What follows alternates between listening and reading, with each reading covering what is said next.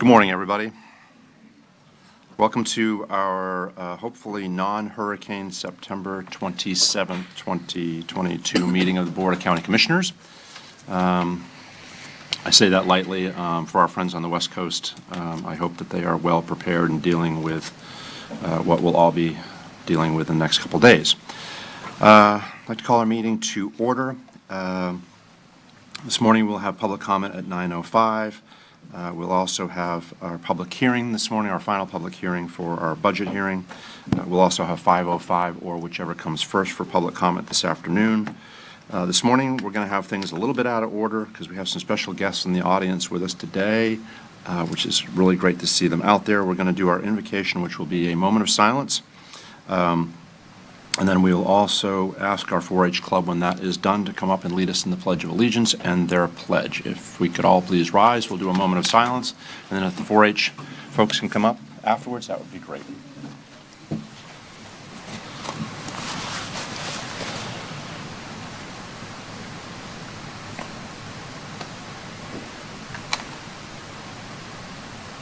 Thank you all very much. 4-H. Good morning. Good morning. And actually, before we do that, can they introduce themselves, please? David, good morning. Say your name. You might come right up to the microphone. You might want to bend that down for us. I'm Leo. Good morning. Good morning. My name is Sam. Good morning. I'm Jeannie. Good morning. I'm Sawyer. Good morning. Good morning. My name is Clayton. Clayton. All right. Arison. I'm Tucker. Fantastic. You all look great this morning. Some of them look like brothers. Lead the pledge for us. That might have. Ready? Pledge.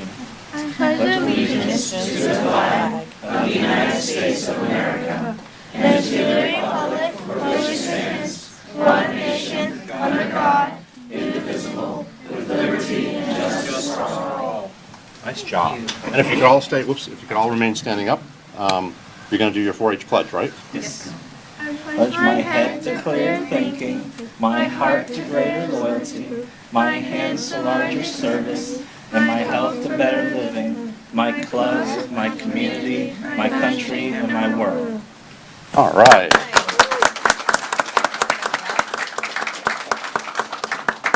And then we also have your proclamation, so I'll come down and do that now with you all. Okay. Now you can all be seated. Thank you.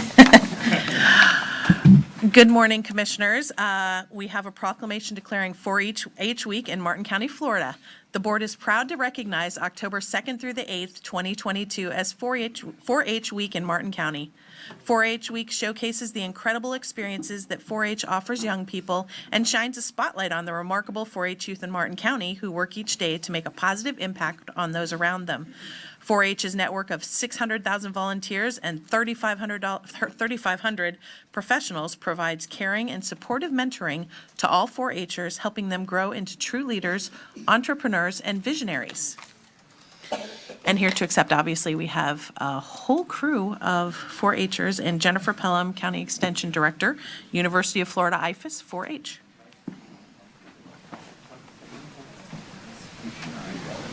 See everybody. Oh, don't hide. No hiding. So we don't hide this one. Okay, can everybody see the camera? All right. Everybody smiling?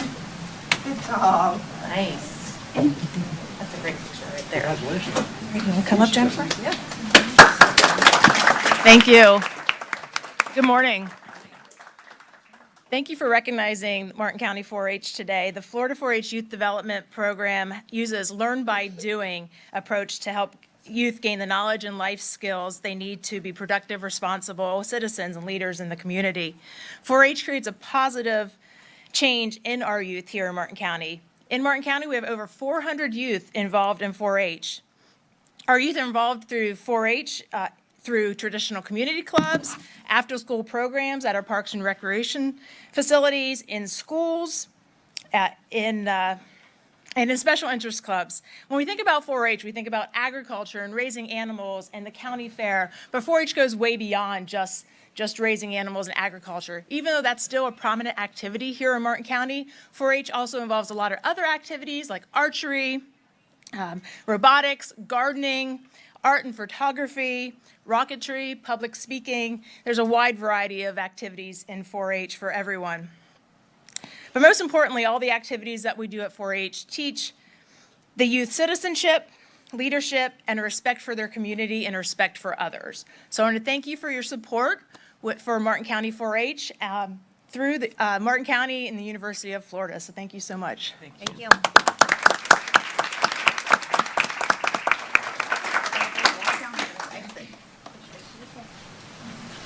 Thank you all very much. That was great. Next, what I'd like to do is take things out of order a little bit. Angela Hoffman, are you here somewhere out there? Can you bring your folks up? Please.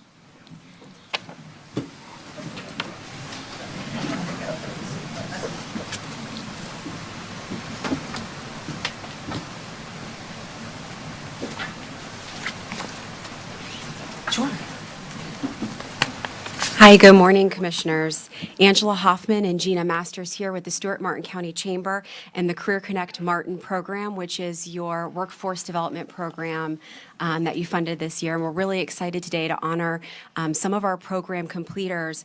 But real quick, we have 33 employers that are participating, Martin County businesses that are participating as trial employment sites, and they are doing on-the-job training. We have 36 participants enrolled in our program, and 12 have completed, and we have several working right now in trial employment positions. So we have a few that were able to join us here today. The others are either working or preparing for the storm, but we were really excited to share some of our program completers and some of the businesses that have signed on as trial employment sites. And want to thank Commission Chair Doug Smith for signing their certificate and taking a photo with them today. So with that, I'll turn it over to Gina, who will call up their names.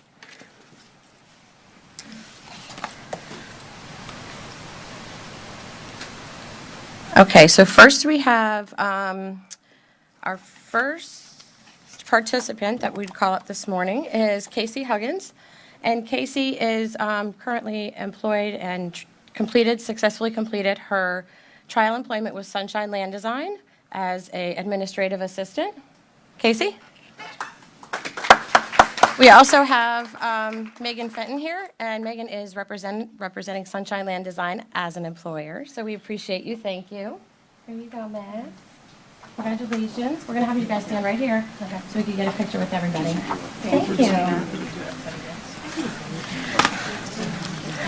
Next, we have Kentura Harris, and Kentura completed her trial employment with Shipper Pete at the UPS store at the Hobe Sound location as a customer service associate, and she's currently working there as well.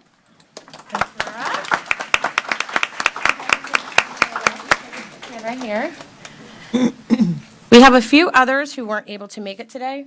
One is Antoinette Romano, and she completed her trial employment as an administrative assistant with the Children's Services Council. And with that, I have a certificate for Christine George, and she is a representative from the Children's Services Council of Martin County.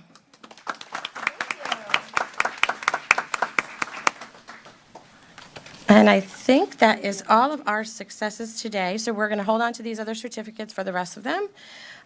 We just want everyone to know that we really appreciate all of your input and your time, and especially our employers who take the time to train with our trial employees and get all of our folks working again. So thank you. Thank you for your time today. Want me to take it? Oh. Laura's going to take it. Okay. Where do you want to go? Where you want? Can Doug, let's put Doug in the middle. He is tall. No, I'll frame them. I mean, I'm okay with being in the middle. All right, we'll do a couple. 1, 2, 3. Couple more. 1, 2. Thank you all very much. Thank you. Angela. Thanks, guys. Thank you so much.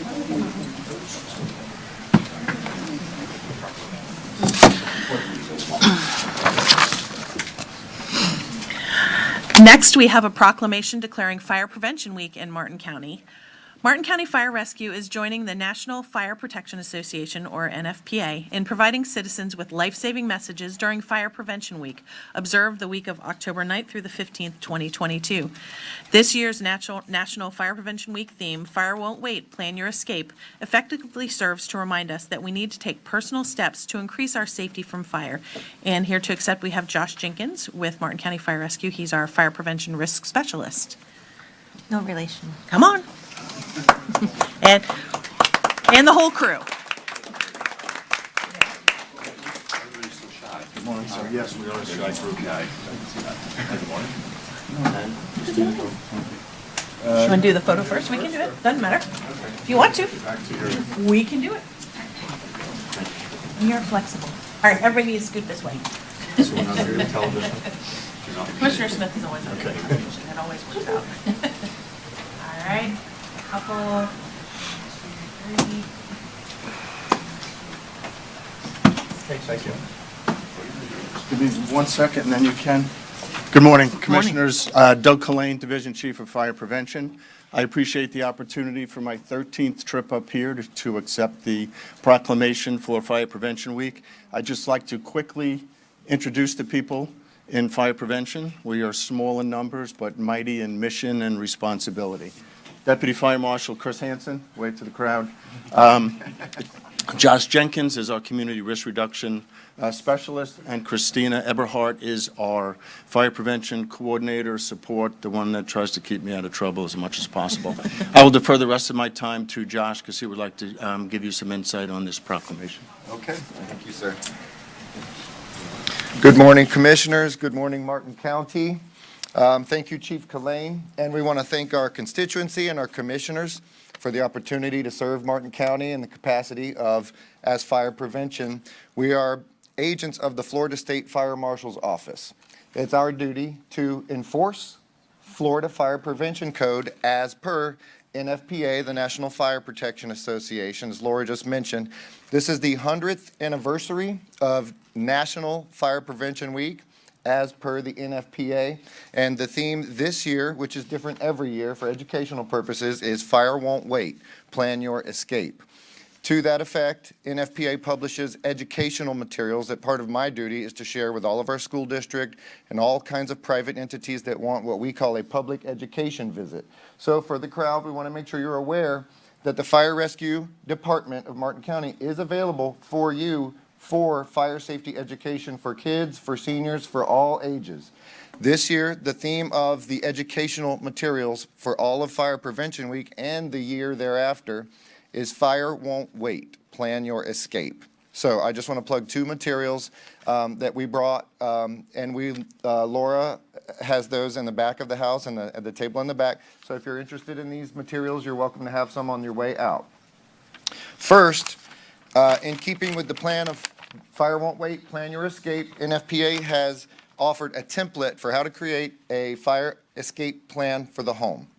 If a smoke alarm goes off in your home, you have no longer than 2 minutes to evacuate the home before the danger of smoke inhalation becomes a major life hazard. So during that 2 minutes, what are you going to grab?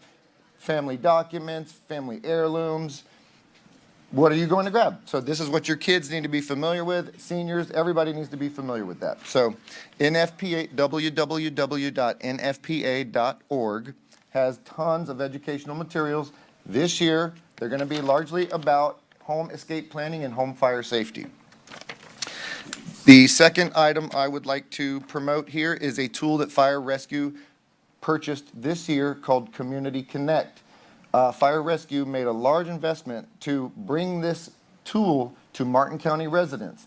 What Community Connect is for, it allows you to register your home or your business, so residential or a commercial property, with a database that Fire Rescue uses as a first response agency. While they're en route to a medical or fire emergency call at a given address, they get a heads-up display in the engine on the captain's laptop that tells them everything you need them to know. You've registered your home. It is this kind of construction. The children's bedrooms are on this side of the house.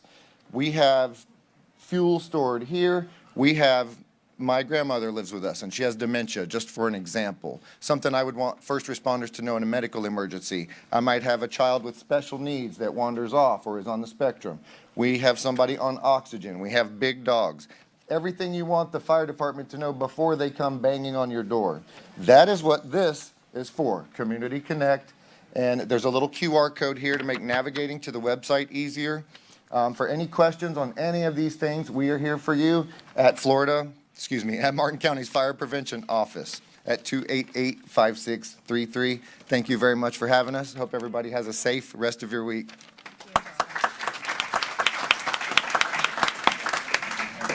And one final item today, Commissioners, under this section. We adopted, or we're going to present a proclamation for Hunger Action Month at the last meeting, and there was a little bit of a missed connection.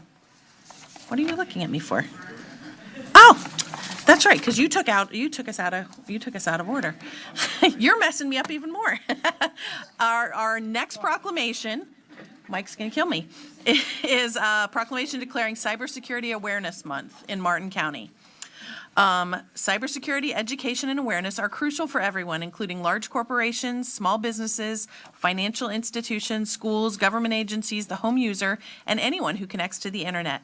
Maintaining the security of cyberspace is a shared responsibility in which each of us has a critical role to play, and awareness of computer security essentials will improve the security of Martin County's information, infrastructure, and economy. To that end, the board recognizes October 2022 as Cybersecurity Awareness Month in Martin County. And here to accept, we have Mike Merker, Chief Information Officer with our IT services. Photo op or not? You like that? It's up to her. She's the boss. You can do it first. All righty.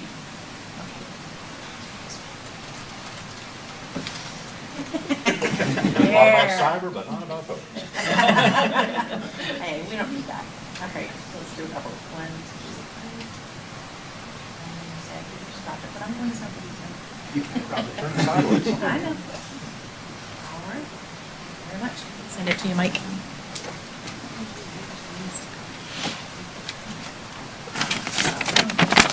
Well, good morning, Commissioners, Sarah, Don. You'd think by now people would be tired of being reminded about cybersecurity. And yet here we are. Here we are.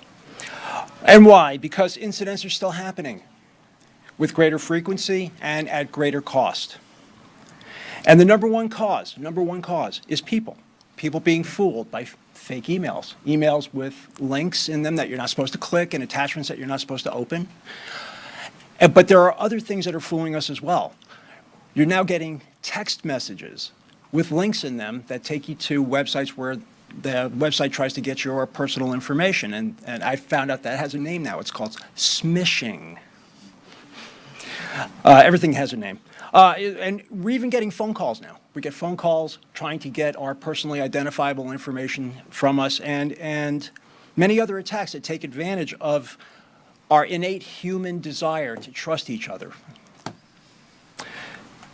So, nationally this year, the theme for Cybersecurity Awareness Month is See Yourself in Cyber. With that message, while that message is a recruiting message to try and get young people to take on a career in cybersecurity, it's also a message to everybody. It's a call for everyone to recognize that cybersecurity is important, and technology is only one part of that solution. People have to be personally vigilant and protect themselves, their businesses, and the organizations that they belong to. So, thank you for designating October as Cybersecurity Awareness Month in Martin County to help raise awareness that this problem is not going away, and we all need to remain on guard. Thanks.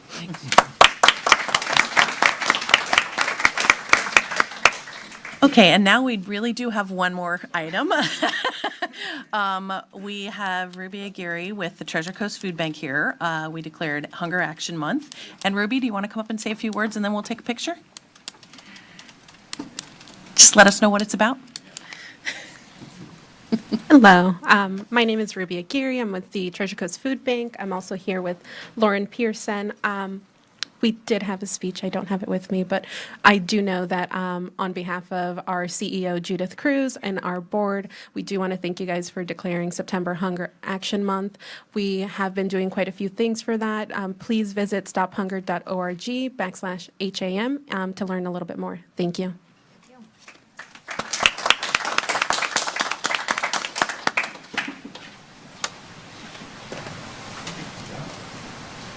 One large time. What? Just, well, I wanted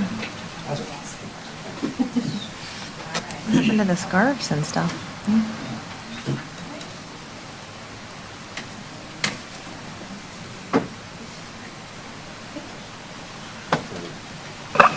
Okay, am I good? Yes, Done? we are done.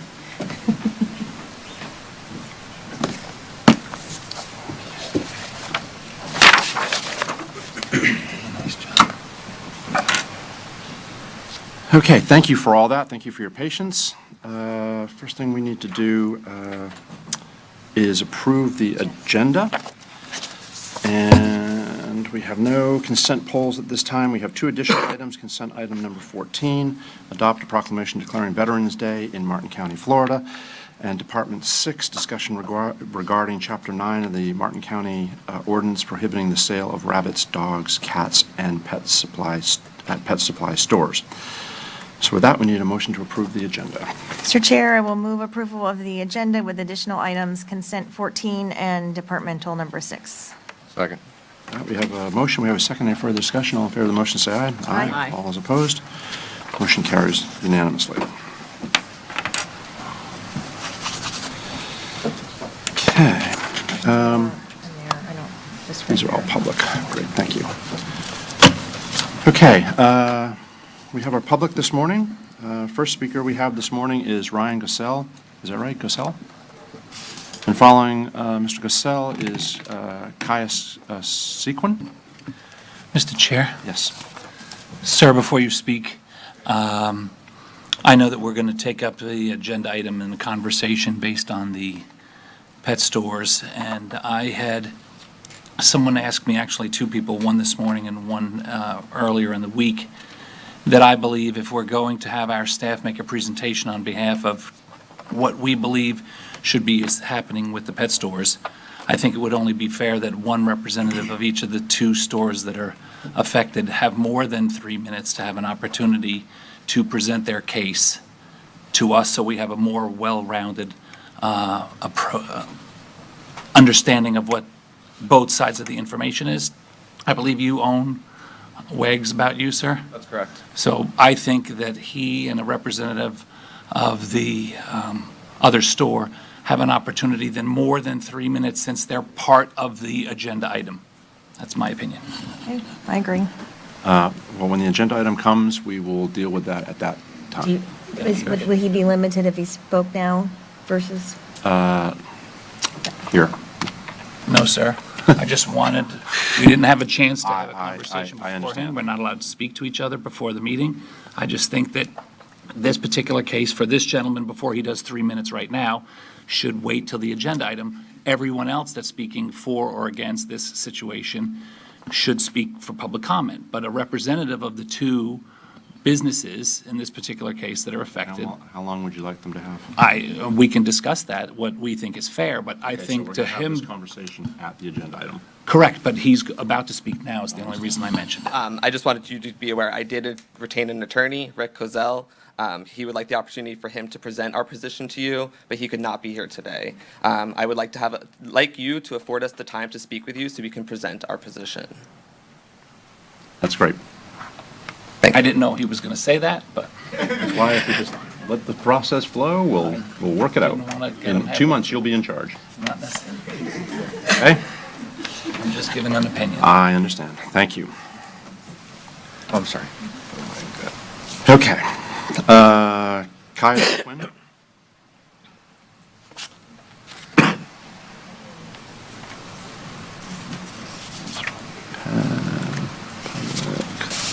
Good morning. My name is Kayla Sequin. I am the office manager over at Boulevard Animal Hospital, Stewart on East Ocean. I think that people are very passionate about their animals, as they should be. However, this passion should not override another person's ability to provide a service to the community. I think that Wags About You does provide a service to the community. Many people choose to adopt, others choose to purchase a purebred or designer breed puppy. It should not be the duty of the Martin County Commission to decide what each individual's needs or desires should be. Wags About You does not purchase puppies from puppy mills. They purchase from individual home-style breeders, not unlike many pet owners do themselves. They run a clean, safe establishment. They receive medical supervision from a local veterinarian, and all medical advice is followed. Most importantly, they care about their animals. To disapprove a small business owner who follows the rules and regulations set forth by the county to obtain a business license because some individuals do not agree with their business model is unfair and discriminating. All businesses should be inspected regularly, whether it be the Humane Society, a rescue organization, a breeder, or a pet store. If rules and regulations are not followed, the organization and/or business should be fined and required to fix the problem. Thank you. Thank you, ma'am. Next up, Amy Pritchett, please. Followed by Amy, Robert Cassell. Good morning. Good morning. I'm in a unique position. I volunteer at the Humane Society of the Treasure Coast, and it is my passion. As I've said to you before, my email address is adopt, don't shop. Personally, I believe that people should adopt their pets, but I don't have the right to tell people what they should or shouldn't do. And I feel very strongly. I prayed about it this morning, and I'm asking each of you for wisdom, courage, and discernment to get everybody to come to the table and work this out so that these small businesses can continue and that the Humane Society can feel confident that what these pet owners are doing is legal, compassionate, and fair. Thank you. Thank you, Amy. Robert Cassell. Following Mr. Cassell is Susan Beatty.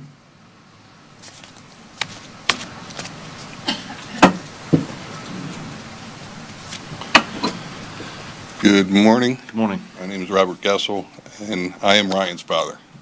Okay.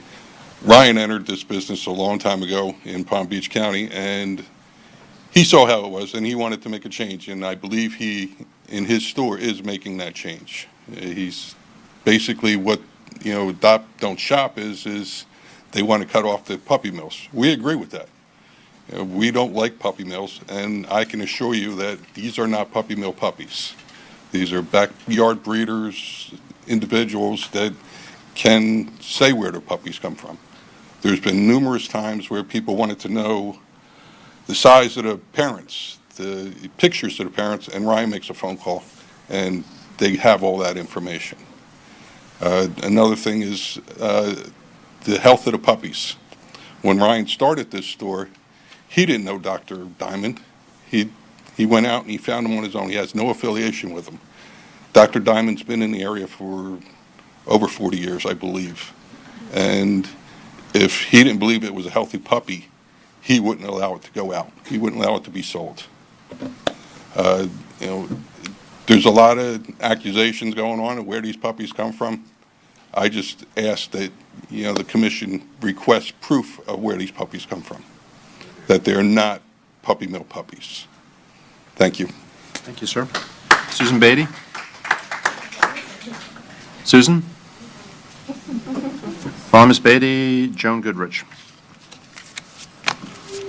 Good morning, Commissioners. I'm Susan Morning. Beatty.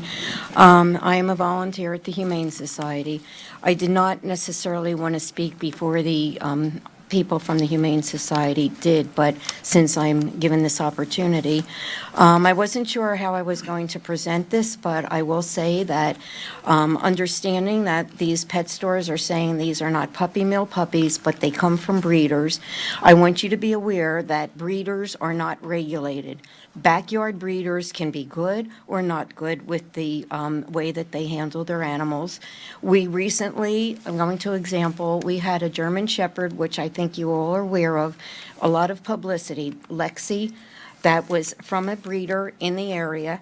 Lexi was at the Humane Society for 285 days because Lexi has a very severe congenital problem.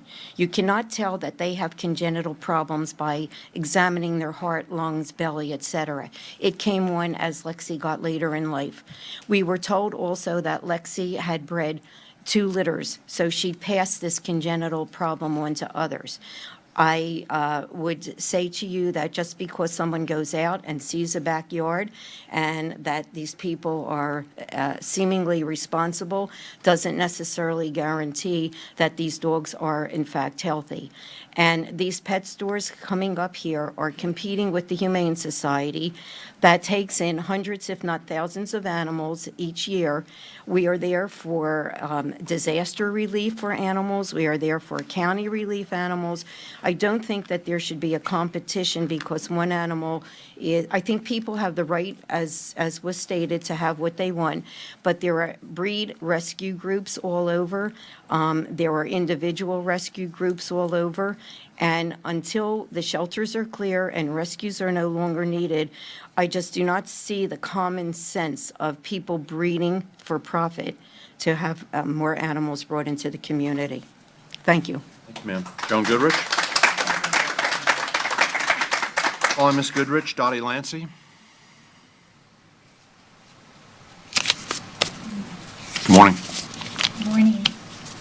Good morning, Mr. Chair, Commissioners, Administrators, members of the public. I'm Joan Goodrich, Executive Director of the Business Development Board of Martin County, the Public-Private Partnership for Economic Development, and I'm here today to request your support of item number, public hearing quasi-judicial number 2, relating to the PUD agreement and master final site plan for 7J's North Permit Ready Industrial Park. By approving this item, these 167 acres will have the opportunity to become the future home of our job creators, including our local job creators as they seek to grow, and new companies who are looking at Martin County to make business investment, another wonderful place for us to provide them an opportunity to look at. 7J's Industrial Park is one of the 9 of Martin County's strategic areas for economic development. Currently, the BDB is working with more than 50 businesses that are seeking to stay, grow, and come to Martin County, with some of them looking at permit-ready lands like 7J's to build their new manufacturing facilities and other operational facilities. And out of those 50, actually a fifth of those are Martin County companies that are looking to continue to grow. So this provides us a great opportunity to bring better jobs, help diversify our economic and tax base, and improve our quality of life.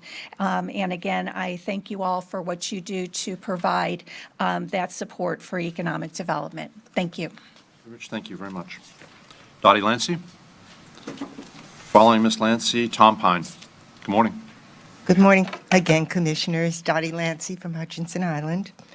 I'm here this morning to listen to the presentation on gopher tortoises, and it's been prepared by Mr. Tedford from the Martin County Department of Public Works.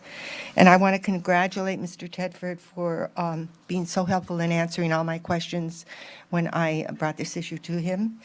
And I hope that you will listen very carefully to what he's saying this morning, and he was helpful in answering my questions about getting a site for the tortoises when they have to be moved here because their burrows are being destroyed by development. And that has to be certified by the Florida Fish and Wildlife. And it's not really easy, but we have the resources here to accept these tortoises that have to be moved. And Mr. Tedford has all the information, and he's been diligent in following that.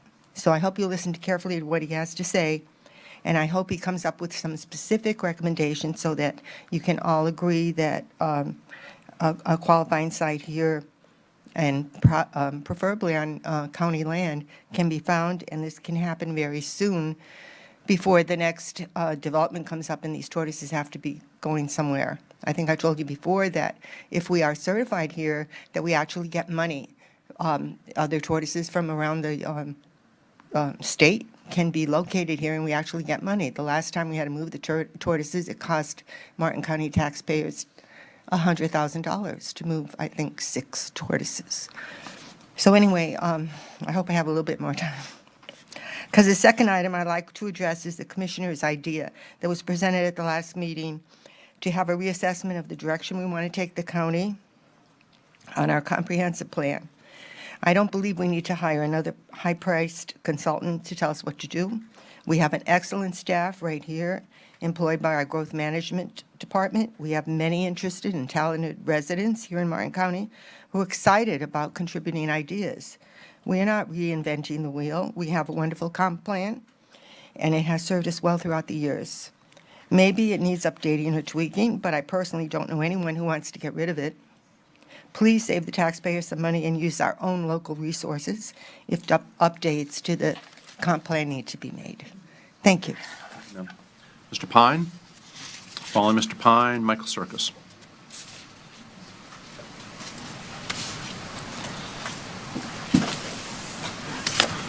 Morning, Mr. Pine. Morning, Commissioners. Excuse me. My name is Tom Pine. I live in Jensen Beach, Florida. I've been a resident of Martin County for 50 years. Once again, hidden in the consent agenda, $10,864,683 spent between August 30th and September 11th, 2022, without disclosing the payee or the payment purpose of the payments. So which one of your friends is getting a free ride on the taxpayers' back this month? Maybe more free rent? I would like to say congratulations to the 2 county commissioners for their re-election bids. Commissioner Hurd for standing firm on that slow growth advocate, and Commissioner Hetherington. Well, I'll have to use the Stewart News columnist Blake Fontenay's quote. Hetherington took voters and me for a ride, but on the other side of the issue, backers from Martin County Chamber of Commerce were pleased with you as usual. As long as voter turnout stays below 40%, special interests will continue to run Martin County. This past election, we had a turnout of a whopping 28%. Once again, it shows loud and clear whether it's a small county government or a large state government, actions speak louder than words. Now that this scheme has passed, the floodgates could open wide in western Martin County. Any developer needs is a similar plot of land, and if the county votes no, they just go to court, and it's a done deal. I have a simple question. In the final agenda, on page 1, that's presets 905, public comment. Why doesn't it happen that way? The consent agenda and presets. It appears our county government can't be bothered to follow their own rules, but homeowners have to follow hundreds, if not thousands, of rules and regulations or face the consequences of code enforcement. Just one more reason why you can't trust your local government. Thank you. Thank you, sir. Mr. Circus? As a reminder, please address the board as a whole and not individually. Thank you. Following Mr. Circus will be Mr. Miller. Good morning. Good morning. Mike Circus from Palm City. I've come to you today to ask that you guys immediately and indefinitely suspend Ordinance 1181 for failure to comply with legal sufficiency review, specifically the arbitrary and capricious nature in which the vote was taken. For those of, or just for definition, we're all on the same page. Cornell law defines arbitrary and capricious as willful and unreasonable action without consideration or regard for facts and circumstances. Now, I have printouts for everybody here, and full disclosure, I dropped these off with county staff last week, so they had plenty of time to review them as well. But there's 7 concerns that arose during the June 7th ordinance reading for the pet shop ordinance that demonstrate clearly the arbitrary and capricious nature in which this vote was taken. And I'm going to highlight 2 of them real quick. The first one is that multiple public speakers had made some pretty scandalous accusations against the pet shops here in the county, and at least one of the 5 commissioners used those as justification for their vote. Yet during the staff presentation, it was stated that there was an investigation done into both pet shops into the county, and apparently there is nothing the county Animal Services has. So the fact that we would allow people to have public statement that is known to be completely false and unsustainable or unsubstantiated. To allow that to go forward and use that as justification for a vote and to have nobody from staff to rectify or to clear the air on that when we have the evidence in hand, that is arbitrary and capricious. Second of all, county staff had also said they'd gone through substantial effort to investigate the ordinances in surrounding counties as to what they've done in regards to pet shops, but nothing was stated about grandfathering in, which is something that all other ordinances have. The fact that we would have that evidence at hand that all other counties allow for a grandfathering clause and we do not bring that forward in front of the five of you so you can have an educated decision, that is arbitrary and capricious. Now, a legal sufficiency review clearly states that because this is a legislative manner, the only thing that can bring forward substantial legal challenge is arbitrary and capricious nature or unlawful action. The fact that we had the information, we withheld it from you prior to your vote is arbitrary and capricious. So please indefinitely and immediately suspend this until we can rectify this issue and go forward with a new vote that can be cleared to the air and everybody can have their say. Thank you. Mr. Miller, good morning. Hey, good morning. Followed by Christopher Trayer? Good morning. Thank you. It's good to see all of you again. I'd like to first start by thanking Commissioner Hetherington for bringing this matter back on the pet stores and Commissioner Campy for visiting the stores as well as Commissioner Hetherington. In your package, you're going to find claims from the Humane Society of the United States, which has received a D from Charity Watch because they spend more than 50 cents from every dollar collected on fundraising. Many of those dollars are my tax dollars. In 1 year alone, they paid over $10 million to settle a racketeering lawsuit. These are the people that are giving you the information that are supposed to be making your decision on. They've put over $30 million into groups' pensions plans and spent over $49 million on their own salaries just at national. The American Institute of Philanthropy gave them a D grade. In 1 year, they placed over $55 million of those dollars into offshore accounts. Ask yourself why. The Better Business Bureau also revoked the HSUS certification, and they only give 1% of their national budget to local shelters. You can't negotiate with extremists. Your own ACO board made claims that are not only false and outright lies, but they are also unable to prove any of the allegations made by Mrs. Campini. They allege misdoings that are patently false. The burden of proof is on the county, not on these innocent store owners. Your staff did not do their homework in this manner, and they did not do it in an unbiased fashion, commissioners. The victims in this discussion are not the animals. The victims are the business owners, their employees, and you, the commission, and us, the taxpayers. This wrongdoing has openly exposed a problem with this runaway governmental process of staff reliance. Your reliance on a group of people that are indoctrinated in far left sustainability and global governance are feeding you information that you blindly digest and up to now have accepted as fact. This argument that Stewart can grandfather these stores in is another misleading example of disinformation. Stewart has adopted your services for statutorily required animal control for all municipalities. Your changes of Section 9 of the code require Stewart to comply with the edict or opt out altogether and create their own animal division for control. You have them and the businesses as well as the taxpayers over a barrel on this because of the erroneous claims and blatant lies of globalist international organizations that your staff has spoon-fed you, quite frankly, on this matter. Is it okay to change your mind? It sure is, especially when confronted by the overwhelming evidence that has come to light. There are 2 tax-paying businesses and 16 employees that have done no harm or wrongdoing that rely on their constitutional right to the pursuit of life, liberty, and happiness. You have violated these rights and stand a very real chance of litigation and another waste of my tax dollars for the sake of political grandstanding. Please do what is American and back this bus up before it runs over us all. Thank you. I hope you will reach the same. Miller, thank you. Christopher Trayar. Following Mr. Trayar is Javier Willingham. Good morning. Hi, good morning, Commissioners. My name is Christopher Trahan. I'm speaking in opposition of the ordinance to close pet stores in the Martin County. As a veterinary technician for 12 years, I've worked with pet rescues, animal shelters, and puppy stores. I think it's important to mention that I am in the veterinary field because most of the staff in the veterinary field will not speak for pet stores. And it's not because they don't believe that they're providing a needed service, but they're afraid of the repercussions that come with supporting pet stores. They're afraid of rescues and the other veterinary community looking down on them.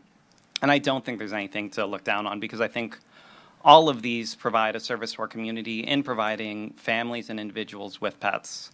And when you take away the ability to purchase a purebred or designer dog, if that's what you're interested in, if you take that away where you know those animals are getting vetted because they have to have their vaccines, they have to receive health certificates, and that's gone, people are going to look to other ways to get dogs. And yes, some may go to rescues and animal shelters, which is great.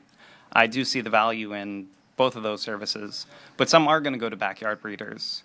And I have seen a number of times the dogs that come from these backyard breeders bought off Facebook Marketplace or Craigslist. And we get animals that haven't been vetted, haven't been vaccinated, or have been improperly vaccinated, infested with fleas and ticks. They have burn marks from being outside on pavement in the hot Florida sun. And there is nothing to stop those people from doing what they're doing. So why not give people the option to buy their dogs from a place where they know they've been vetted, they know they've been taken care of, and received that proper treatment. That's all I wanted to speak on. Thank you, sir. Thank you.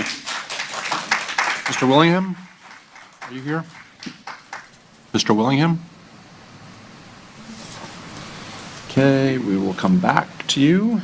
Amber Roberts. Following Amber is Michael Robbins. Good morning. Good morning, everyone. There's two things that I wanted to talk about. The first thing is the gopher tortoises. We have been trying to get a sign on Dixie Highway in the Rio area for quite some time now. The commissioners say that it's a Florida wildlife problem.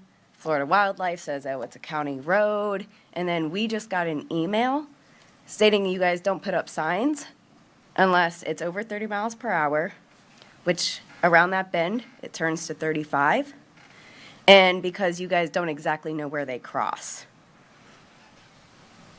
I have a problem with that because you guys have a peacock crossing sign all the way down where the peacocks really aren't crossing the street. They're crossing in front of us. So I would definitely like for you to take another look at this. Coming around that bend, everybody goes at least 35 miles per hour, and they just don't have time to stop. And I have literally helped dozens of turtles and had cars stop because they go right over them. And of course they're scared, so they hide back and they don't want to finish crossing the road. There's been 2 dead in my driveway. So the fact that maybe we don't know exactly where they're crossing, I do, I live there. And we've sent pictures. So I would really like that to be taken, another look at that, please. On another note, you guys are building, or you guys are set to approve or disapprove the area right next to my house. The what is it? Beacon 21 property. So I talked to transportation about that. What I found out was that what's already been approved, if it's in the CRA, that's not included in the traffic analysis report. There's 343 units that have been approved for that. That is not included in the traffic report for this Beacon 21 property. Then there's 10 lots right off of there, and then they're planning on building 29, all before the train. Now, where they put how many cars go across is, from what I was told, was between the skate park and the bowling alley. Okay, well, I hardly ever take a right out of my lot So I'm mostly going left towards US 1. Why aren't those strips put where the properties are going to be built on? Because that would have a much more accurate reading on that. And what I would like to find out is the CRA, if they don't have to do this traffic analysis report, maybe they don't have to do it if it's below a certain number of units. But 343, that's significant on our road. Thank you. Thank you. Is it Michael Robbins? Followed by Pam Brunel. Good morning. Good morning, Commissioners. My name is Micah Robbins of Hope Sound, and this morning I'd like to talk about going to the fair. Speaking in support of a very simple move by our fine commissioners to extend the option of the lease for the fairgrounds to the Martin County Fairgrounds Association as they continue development of the Agriplex and the new fairgrounds out in close to Indiantown. Part of my work here in Martin County is in the field of prevention and working with youth, and having a sustainable and accessible area for agricultural activity, for cultural activity, and for entertainment is critical and vital to a community. So as this comes up, we know it's been a process, and all these things are a process. They take time, developing the partners to make it happen. It is a critical piece of the heart of any community to have these for its citizens. So I encourage you to take that move, extend that option of the lease, so our county can continue to have one of the finest fairs in the state of Florida and an opportunity for every family and kids to get involved in their community. It's a fun move today. I know we have serious things to talk about today, but my goodness, on a rainy, stormy day, let's think about heading to the fair. And I thank you so much for your time. Thank you, sir. Pam Brunel. Ms. Brunel? And Ms. Brunel, I think, is the last public speaker form I have for just public. If you want to speak on the pet ordinance, which some of you have written on there, you've indicated Noble Paw and others, that will come up when we do the hearing on that item or the discussion on that item. If anybody else just wants to speak general public, now would be the time to get your form in. Good morning. Good morning. Thank you for letting me speak. I volunteer at the shelter in Palm City. I think if somebody wants a specific breed, like Susan says, there are so many rescues in this area in Palm City. I do dog sit for this couple. They have 6 Dalmatians. Do you know where they got these Dalmatians? Dalmatian Rescue of South Florida. I've dog sit, I don't know how many people, and they have dogs to sit. I don't think I sit for any family that has the same dog. It's crazy. And most of them get them from the dog rescues. A very good friend of mine, she has a bull terrier. Where'd she get that dog? Bull terrier rescue. And if somebody wants to spend $2,000 on a dog, let them go where this dog is being bred in its home. If you have $2,000 to spend on a dog, get on a plane and go see where that dog is coming from. The shelter is full of dogs. What about all those beagles that came from Virginia? And then we had the Shar-Pei issue, hoarding issues. It doesn't stop. And people want to come in, they see the dogs we have, they're not breed specific. We can probably, they take dogs all the time out into public. We just had a couple at the art festival there at the art museum. These dogs just want a home like the breed specific dogs do. But they've been through hell, most of them. Most of them have to be the only dog in the family. No kids, so it's really hard for the shelter to find the perfect family for the perfect dog. So I'm going to stop there, and I have another note on the gopher tortoise issue in Rio. I'm the one that sent the email, I sent the pictures. Why is it a speed limit? You mentioned the sandhill cranes. How many sandhill cranes family did we lose on Jensen Beach Boulevard this year? It's sad. Why can't we have signage? Because it's a speed limit issue with all these new developments going on. We're going to lose our peacocks, which Rio loves our peacocks. We're going to lose the gopher tortoises. I'm about to cry, so I'm going to stop here. Thank you. Thank you, ma'am. Okay, anybody else for just general public comment? Yes, sir. Come on up. He put a form in. Huh? He did put a form in. I always got another one. I saw him fill something out. Good morning. Morning. My name is Dennis Siaglo, and some of you know me because of I'm president of the of the train club at the fairgrounds. And I want to thank all the commissioners for their cooperation so far. And I'm here to hope that you extend the time with the fair committee and give them another 2 years on the lease. And I have taken on pro bono to be the project manager of the fairgrounds, just in order to assure that our train club always has some place to go. So your cooperation is much appreciated. And the county needs this fairground. I know groups, we have autistic children come through there. We have school kids. We also work with a number of different committees that come through there and enjoy the fair and enjoy the train club. So thank you for your time. Thank you very much, Mr. Siaglo. Anybody else that I missed? Come on up.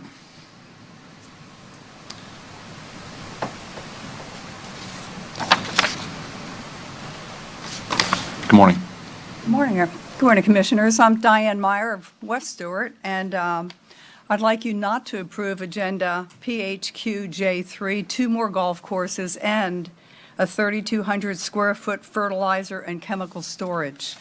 According to probably an older website, we have 23 golf courses in Martin County, making us 5th in a matter of 67 counties, not including the Polo Club, which is probably 24, and maybe there's others that I've missed. According to the University of Florida website, the Florida golf courses use 133 million gallons of water a year, fertilized water a year. So now we're going to have 2 more golf courses that we need at Canner and Bridge? I don't think so. So that's 3 billion gallons of water, fertilized water. Where does it go? St. Lucie River, Indian River Lagoon, Atlantic Ocean. The environmental impact is a travesty, and I hope the commissioners will not approve another golf course. We certainly don't need it in Martin County. Thank you. Thank you, ma'am. So just a question. I have 2 public speaker forums that want to speak to the Noble Paw issue, pet ordinance issue, but you also marked public. Do you want to, Ms. Carol Wilinski, do you want to speak now, or do you want to wait till you'll wait? Okay. And Jill Scott, do you want to wait, or do you want to talk now? You wait? Okay, great. So, all right. That's it for public comment. Commissioners, we will go to commissioner comments next, and then we'll have a discussion about taking things out of order a little bit this morning. Commissioner Jenkins. Good for now, thank you. Commissioner Heatherington. I'm all set, thanks. Commissioner Campy. I'm all set. Commissioner Hurd. I'm set. I do have one thing this morning, Commissioners. At the 16 County Coalition meeting last Friday, Commissioner Hazel Leaf from Okeechobee County brought up the conversation and the request, I guess, of the 16 County Coalition, which was kind of talked about a lot, about the widening of Highway 70 for evacuation routes and for other safety issues. It was talked about a lot relative to the 16 County Coalition meeting on Okeechobee, whether that was really a pertinent discussion to take a position on there. The conversation then kind of came back out to would the individual counties that are affected or have some connection to it one way or the other want to take it up as a supportive resolution. I said I would bring it back to our county. If you are all interested in making a motion to ask staff to put a resolution together in support of the widening project for Highway 70, that would be great. And if not, that's okay too. So, are you interested?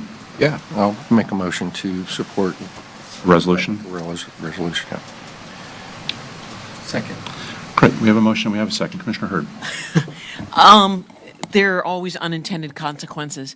Would we feel that if we were proposing a widening project in our county that was controversial, that there was tremendous support and tremendous opposition for a widening project, would we want other counties weighing in on supporting it or not?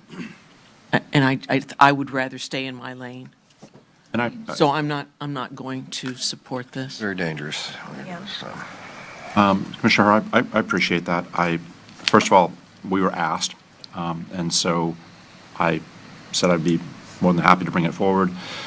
Interestingly enough, one of our commissioners on the board was rear-ended last year, which I didn't know, on 70 by a tractor trailer, and somehow survived. There was nothing left of his car, and he was adamant about the safety concerns and the issues. The other question that came up, and I spoke to this because at our Long-Range Transportation Planning Committee for the state, we talk about this a lot, that where it might have been pertinent for it to be discussed at the 16-county coalition was that the idea that there are enormous drainage ditches that accompany Highway 70, and that there ought to be recognition with Department of Transportation to enhance and improve water quality and drainage at all costs when they're doing a project like this. And so, again, there's an opportunity for us on a statewide basis to weigh in on at least on support, but I appreciate your position. Commissioner Campy.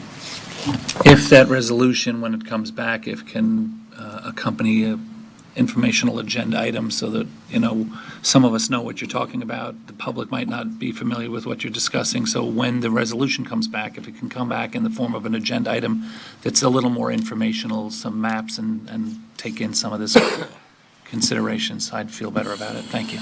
Commissioner Heatherington? That's simply what I was going to suggest, a little more information. Okay. Super. And I think Okeechobee will appreciate all of that, and whatever comes from that is good conversation, I think. So we have a motion. We have a second. Any further discussion? All in favor of the motion, say aye. Aye. All is opposed? Opposed. Motion carries 4-1 with Commissioner Hurd dissenting. Thank you, Commissioners.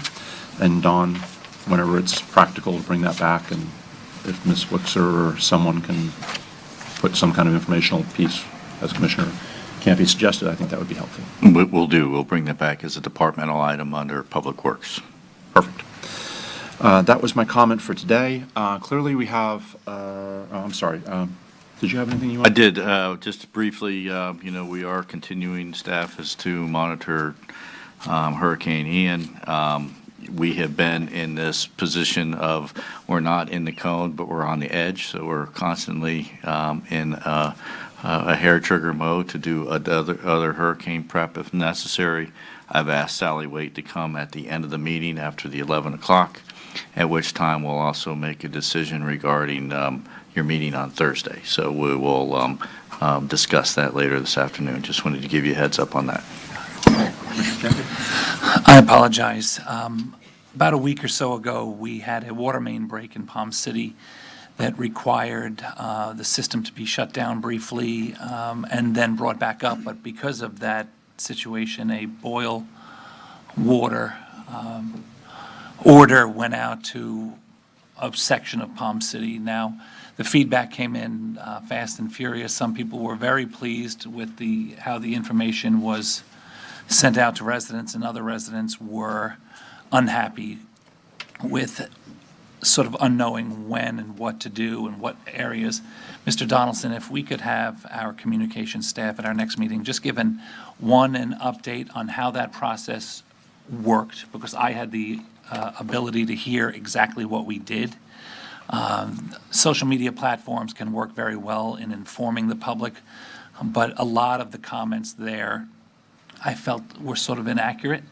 And so the first part of my comment is, one, can we have an update on specifically how that worked? And two, if there are techniques in terms of all call or signing up for information, whether it's texted to you or reverse 911 or social media platforms, websites, if we could then use that as another opportunity to inform our public on what they would need to do before something happens in their community, either county-wide or neighborhood-wide, they'll have a better understanding of what they need to do in order to be availed of the information. Thank you.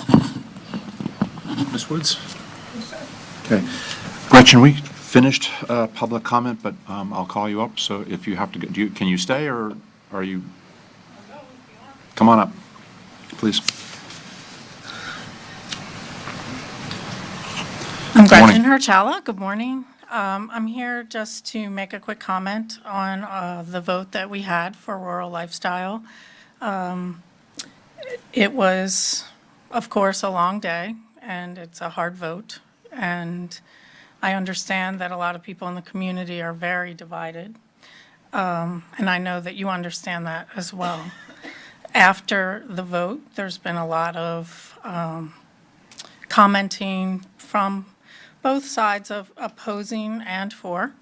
And the division in our community, I find it's very concerning.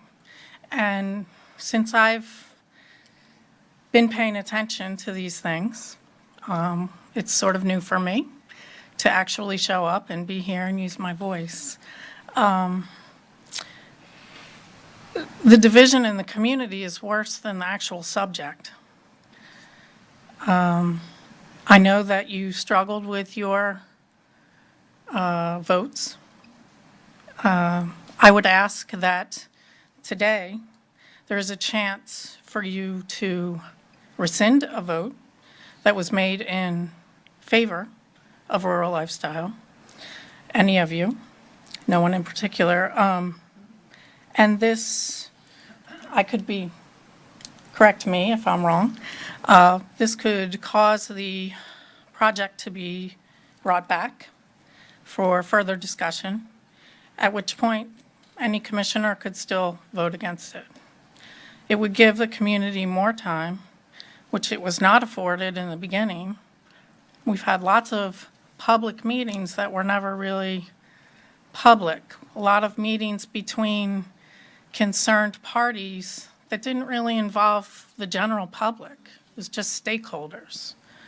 I'm not a real estate person or obviously developer.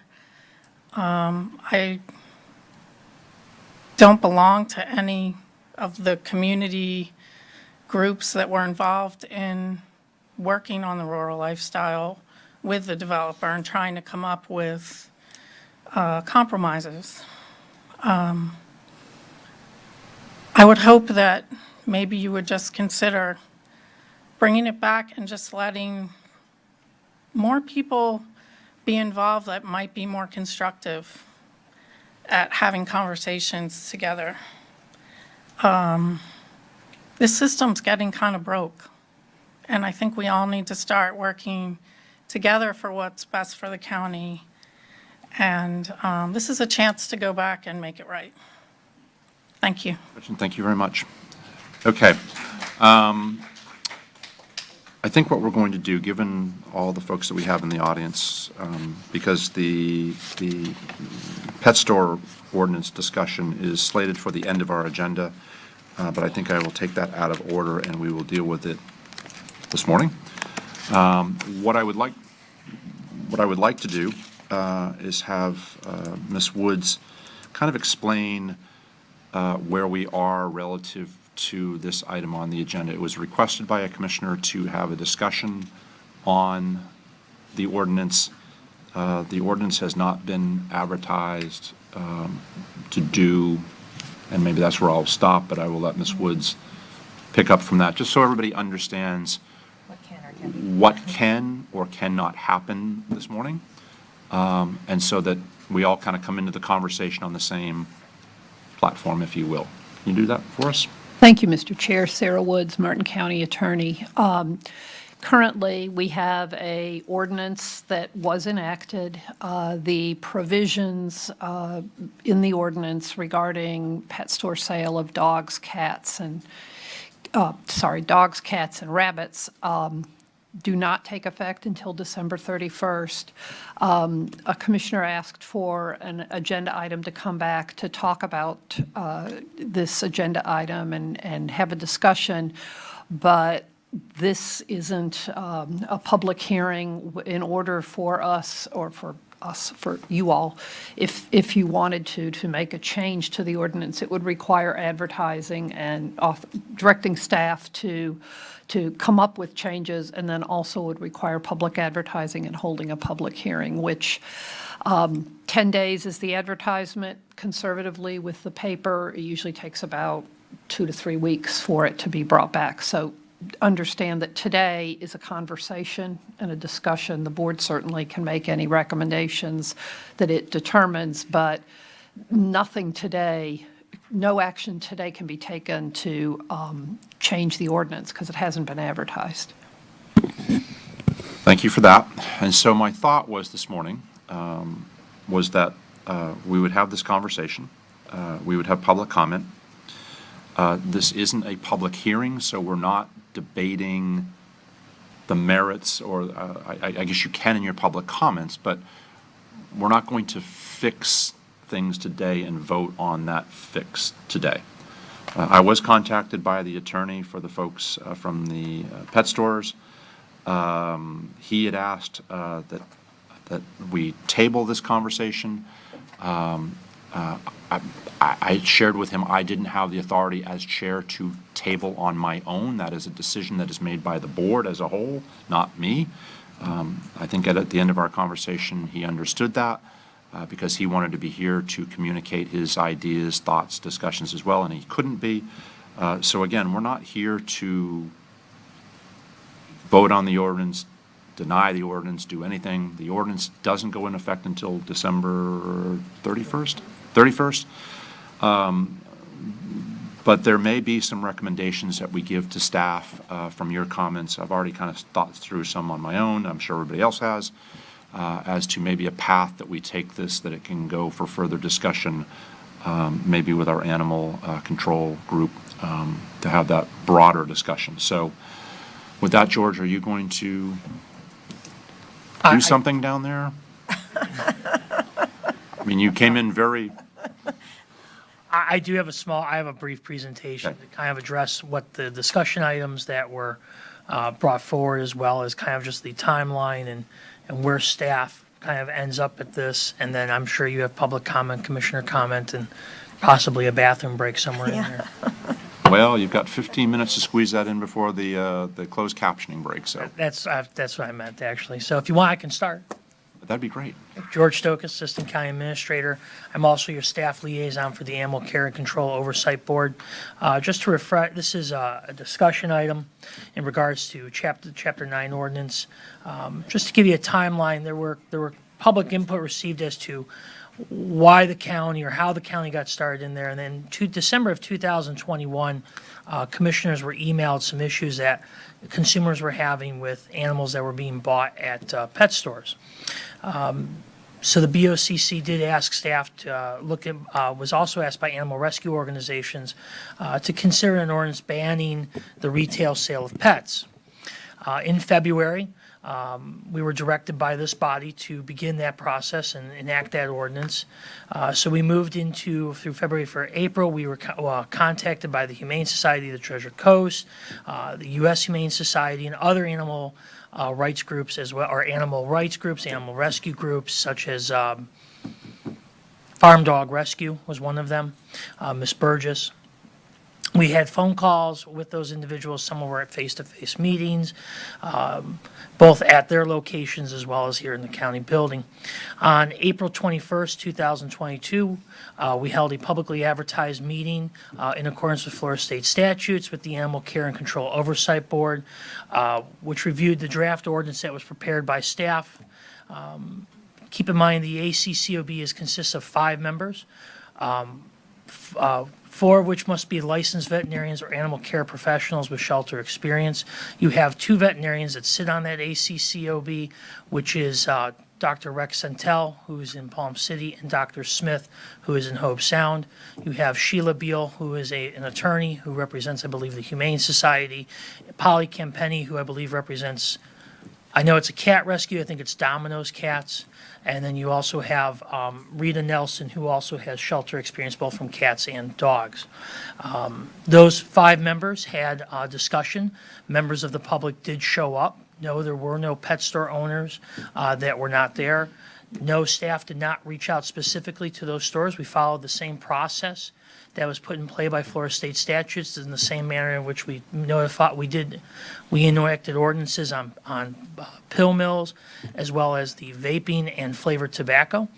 On to the 26th of May, you have, and by the way, there's a copy of that public advertisement in your packet. May 26th, we had a public notice issued per Florida law in the TC Palm. That is in your agenda packet. June 7th, this body had a public hearing to consider that ordinance prohibiting the retail sale of dogs and cats. On June 29th, a letter, which is in your packet, attached along with the recipients, was sent to these pet stores and municipalities informing them of the ordinance prohibiting the retail sale of dogs, cats, and rabbits. And then on September 13th, while you all were having a board meeting, we did have a communication with Humane Society of the U.S. as well as the local Humane Society, which has given you some attached examples of some of the items that they have. You've also received stuff from the pet store owners through the commissioner email, as well as Mr. Circus did drop off his packets, and I believe they've been given to you, as well as the binders that came from it was either Noble Paws or the other pets, Noble Paws. So really the issue at hand is whether you want to consider amending the ordinance regarding the sales of dogs, cats, and rabbits. As Ms. Woods has explained, we'd have to go back through the public advertising ordinance. I just want to take this moment. I know it's a 78-page attachment, but attached here are some emails that you've received. My examples are just a representative examples. They are not every single thing that we've received, because then that packet might be 400 pages. So there's just some examples of emails that were received in the per the timeline. If you go further down, here is the resolution number and the actual document. Here is the ordinance itself. This is why Don doesn't let me touch the computer, which is probably a good thing. I think we can go. Yeah, here we go.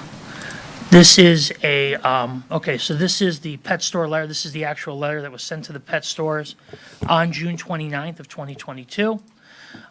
Here is a list of the owners. The 2 highlighted stores are what staff knows is actually conducting the retail sale of dogs, cats, and or rabbits. This was a handout that was given to staff by Humane Society of the U.S. This is an Airtable report. This is apparently the database the Humane Society they have given to us to show some representative examples of what they are claiming. This is an example of a USDA report that comes from that Airtable.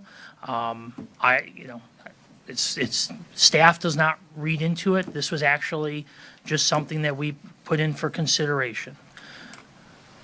This is again the draft report, or excuse me, another report from USDA, and then this was a letter, or this was a template that was given to us by Humane Society of U.S.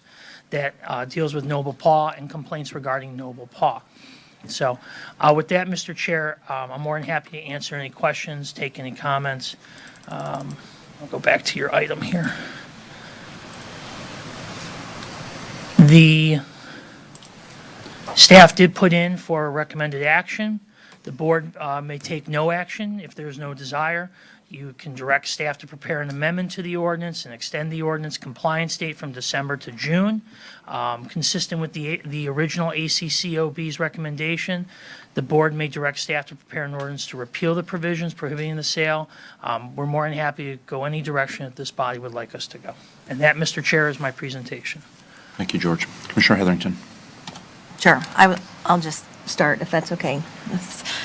Since I, believe that there was more, to this topic that perhaps needed more discussion, and I think every person I've talked to about this really all agrees that, the protection of animals is probably the number one priority. So I haven't met anybody that disagrees on that. I will just question some of our processes of putting in ordinance, and there's 2 ordinances that I've sat up here for at least that I thought perhaps took a different process. So our tobacco retail licensing and often known as the Tobacco 21 and vaping ordinance, which I was a big champion of because it had, had become very apparent that some of these new, vaping stores tended to target teens, underage teens.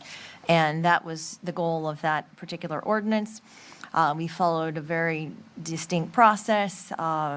I think we had more, it came back more than once because we had commissioners that asked for different things to be allowed. I personally, and I don't know that the county staff actually reached out to the stores, but because I was championing that ordinance, I specifically myself went and sat in those cigar stores on my own, talked to the owners, heard what their concerns were, and brought them to the table. They ended up coming to I think the final hearing and supporting the ordinance because some of their concerns were addressed.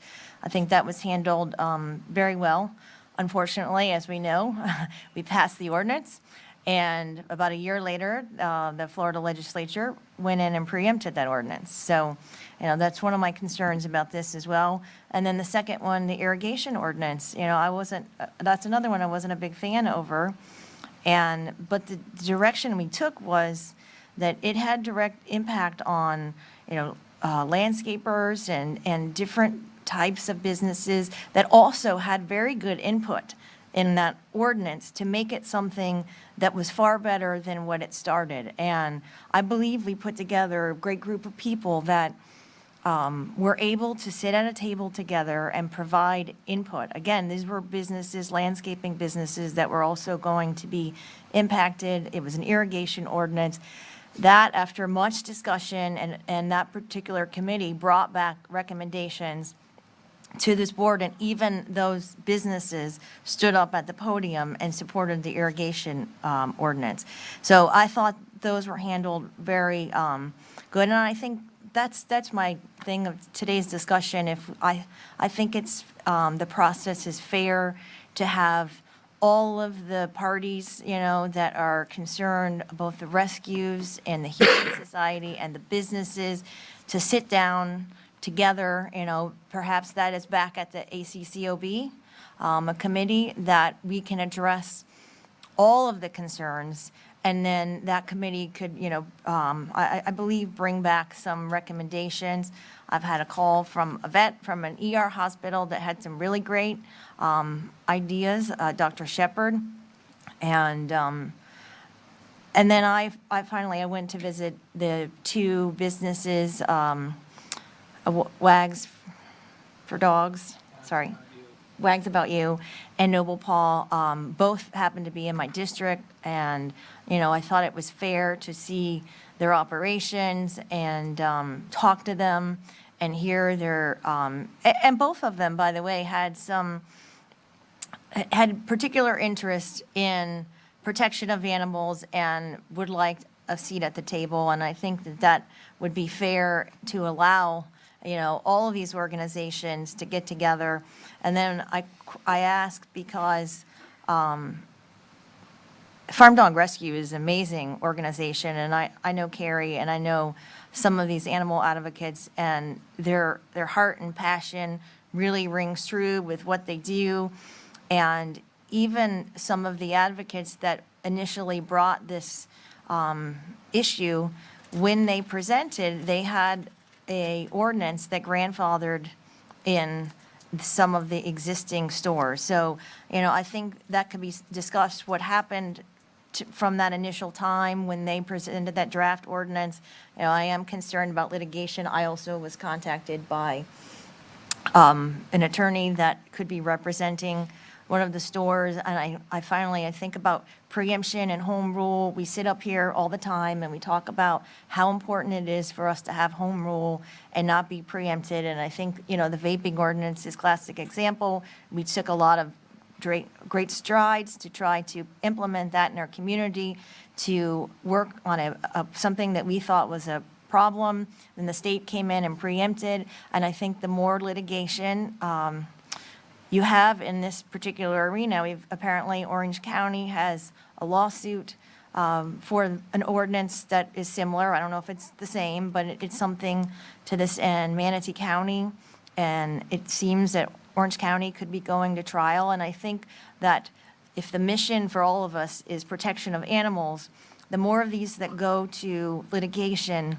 the more likely it is that the state will come in and preempt all of them. And I think by doing that, we're maybe winning a small battle, today with this ordinance, but you're losing the war on protecting animals. So I would just ask that perhaps this board recommend that all the parties go and go back to the ACCOB and bring us some additional recommendations, and everybody has a seat at the table, and they could bring us some recommendations on perhaps how to proceed. Okay, let's do this. Anybody else want to comment, or you want to hear from the comment or public that we have first? I'll wait. Good with waiting? Yeah, wait. Okay. We have a few that did not comment at public comment that would like to speak on this item. First up would be Ms. Scott. Jill, are you still with us back there? And following Ms. Scott is Carol. Boy, Carol, I'm going to mess this up. Willinski? Willinski? Sorry. Good morning. You had said earlier that the owners of the store can have a few more minutes than the 3 minutes. Well, so You preferred me to go. So ma'am, let's stop there for a second. We're going to get her on our timer. You'll have 3 minutes, okay? That was a conversation from a commissioner. We're going to have a conversation, okay? And I assume you listened to, we're not going to have an ordinance discussion about amending the ordinance today or debating between the parties, if you will. So you have 3 minutes for your public comment, and So the owners of the store are not going to have an extended period. That's all I'm asking. Was that my perspective, misunderstand? that was a commissioner's comment at the beginning of the commission meeting. My understanding is that we're not going to debate and have a decision-making process on the ordinance today because we haven't advertised it. And so going into giving one side 30 minutes and the other side 30 minutes when there's not going to be a decision made today, there's a recommendation from another commissioner that maybe we send this back to the ACCOB board for a conversation. I don't know that we need to get into a lengthy debate today over whether or not this is a good piece or that's a piece. That's my perspective. And I understand that So entirely. let's do your 3 minutes, ma'am, and we'll take it from there. Okay. First, I'm here to say that I felt it was disrespectful as being part of this community that we did not have notice. The notice that was discussed, that was put in TC News, again, it was just absurd. It didn't we clearly didn't know about the other meeting. Nobody ever came to see our store. Animal Care and Control, people stood up and said the most horrific things, that nobody asked them to be vetted. Nobody asked them to prove their statements. A woman stood up here and made a comment that there were only 2 stores, we cared so little about the animals that animals were put down with a nail gun through the head. That was said in front of this commission. Horrific tales of inaccuracy and untruths were told before this board, but nobody ever asked to hear our side. We're neighbors. We're part of this community. We live here. This is our business. We've invested a fortune, everything we have in these businesses, yet nobody seemed to care about truth more than just collecting evidence from people, the Humane Society, who is suspect and has their own agenda. But nobody seemed to care about the actual truth in who we were and how we do things. The word puppy mill is thrown around like a weapon today. We also despise, they're deplorable, wouldn't work with them, but nobody came to ask us. There are ordinances done in other counties, but this commissioners group chose the 2 counties that are involved in litigation, forcing our hand. We don't want to litigate with this commissioners and with our county. We want to live here and be neighbors and be part of the conversation to improve things, improve the lives of animals, do the right thing by animals. We've been animal lovers our whole lives. We'd like a seat at that table. We think we have some great things to contribute to clean up the act of people who have come before us into this profession. The Humane Society made some terrible allegations. The biggest thing, one of the taglines for the store haters is that no good reputable breeder will sell to a puppy store. Can I just finish that sentence? Yes, of course. Thank you. And I went to one of my breeders and said, how do you address that? Because I hold this particular woman in very high regard. And she said to me, today, nobody wants to put our puppies on the internet. They're stolen. They're used to hurt people and to feign that they are selling the puppies. We don't want people on our properties. We're concerned because there are so many haters. We're not selling to a puppy store. We're selling to you, Jill. Your time is up. Thank you. Thank you very much. I appreciate that. Carol, I'm just going to mess up your last name. Wilichinsky. Bolinsky? Wolichinsky. Sorry. Good morning, everyone. Good morning. I'm an employee of the Noble Paw, and I've been there for several months now. I just want to say, never once have I seen anyone forced to come into the store, not once. They came in of their own accord, looking for something to love. Sometimes they have children with them, sometimes they've lost a loved one and they're crying, or they've lost their own pet. I've heard stories where they've lost a lot of money trying to shop online. They tell me they go to the Humane Society. They have a lot of aggressive dogs, older dogs. They want something very small, something fluffy that they can sit on the couch with and watch TV. The fact that some people mention how dare they spend thousands of dollars on a dog, I just shake my head in disbelief. The last time I looked around, we are still in America, and we have a right to spend our money any way we choose. I don't see where anyone has the right to tell anyone else what to do with their hard-earned money.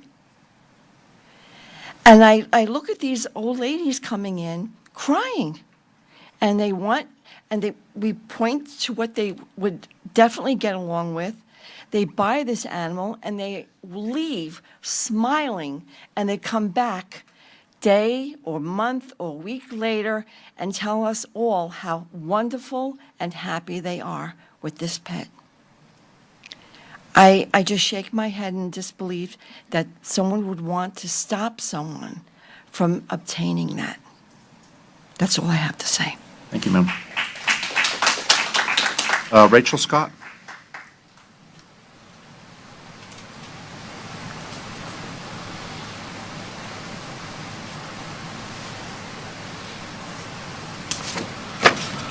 Good morning. Morning.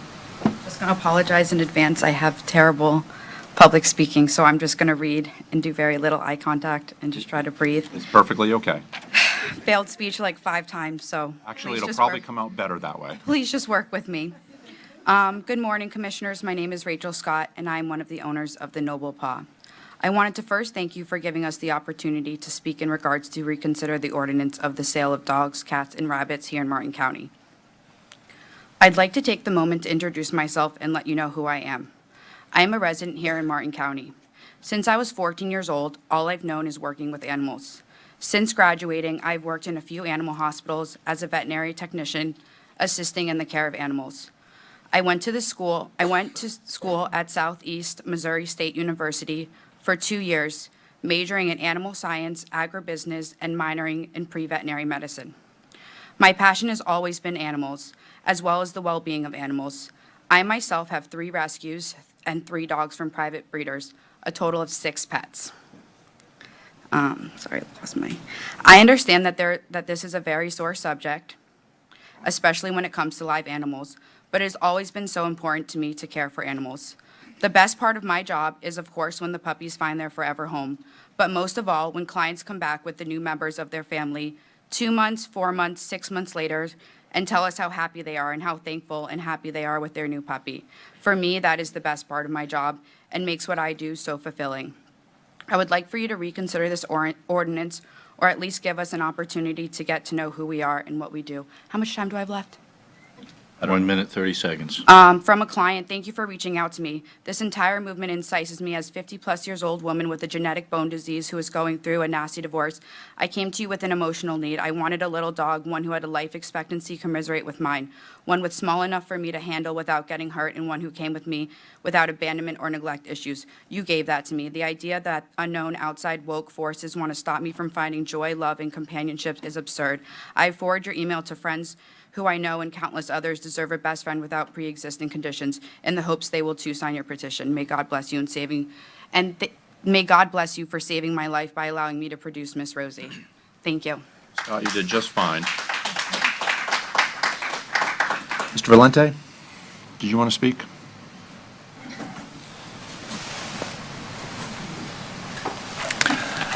Good morning, Commissioners, and everybody here that turned out today regarding the pet sale ban ordinance. I want to thank you all for being good, active members of this community. First off, I want to say that I'm sure that no one in this room supports animal cruelty, right? I'm also sure that nobody in this room supports the inhumane breeding of animals for retail sale. I can't imagine that would be anybody's goal, to sit here and try to defend that. And I'm sure that the store owners that spoke today were horrified by these reports from USDA that it appears that some of the breeders that they purchased from were actually cited by USDA. And that's the problem. That's the problem. The problem isn't these good owners. The problem is that the breeding community can't be trusted. They are unregulated. They are producing animals to be sold in retail settings, and they are in it for profit. So that's the core issue here. This ordinance does not put these stores out of business. The intent of ordinances like this and the 85 ordinances around the state of Florida is to curtail or cut off the stream from unscrupulous breeders into communities. Now, does that affect their profit margin? Absolutely so. You know, I'm not stupid, and I'm not going to stand up here and say that it doesn't have an impact on their business. There are transition models available that can transition pet retail stores to more humane models to stay in business. 12 out of the 14 stores in Martin County do not sell puppies, kittens, or rabbits right now.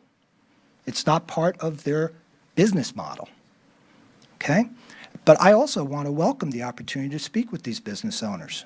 You know, I do not want to be our Humane Society. We're not associated with the Humane Society of the United States. I want to be clear, but we rely on them because they are the largest organization in the country that works on legislative issues, right? So we rely on them. But there's got to be a way to transition these people into a more humane model for business so they can have successful retail business operations in the space of loving pets and in the space of pet retail. How we get there, what that takes, that's, I guess, what this discussion's about, and hopefully the guidance that you will give us today. But this ordinance, I want to be clear, some of the people that say this ordinance puts puts these stores out of business, it does not put them out of business. It just curtails the sale of puppies, kittens, and rabbits in pet stores in Martin County, and I think for good reason. Mr. Valenti, thank you. So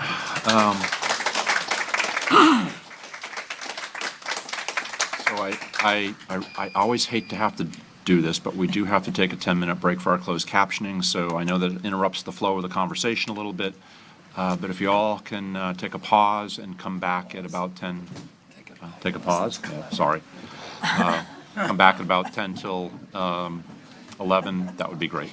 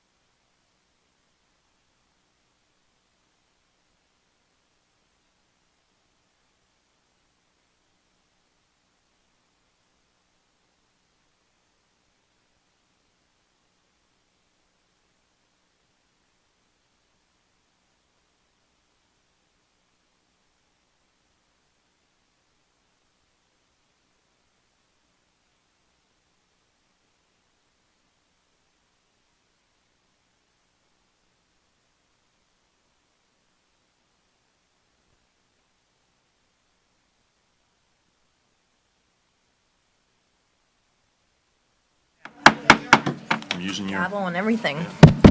Okay, everybody, welcome back. Sorry for the delay. Appreciate that for our closed captioning.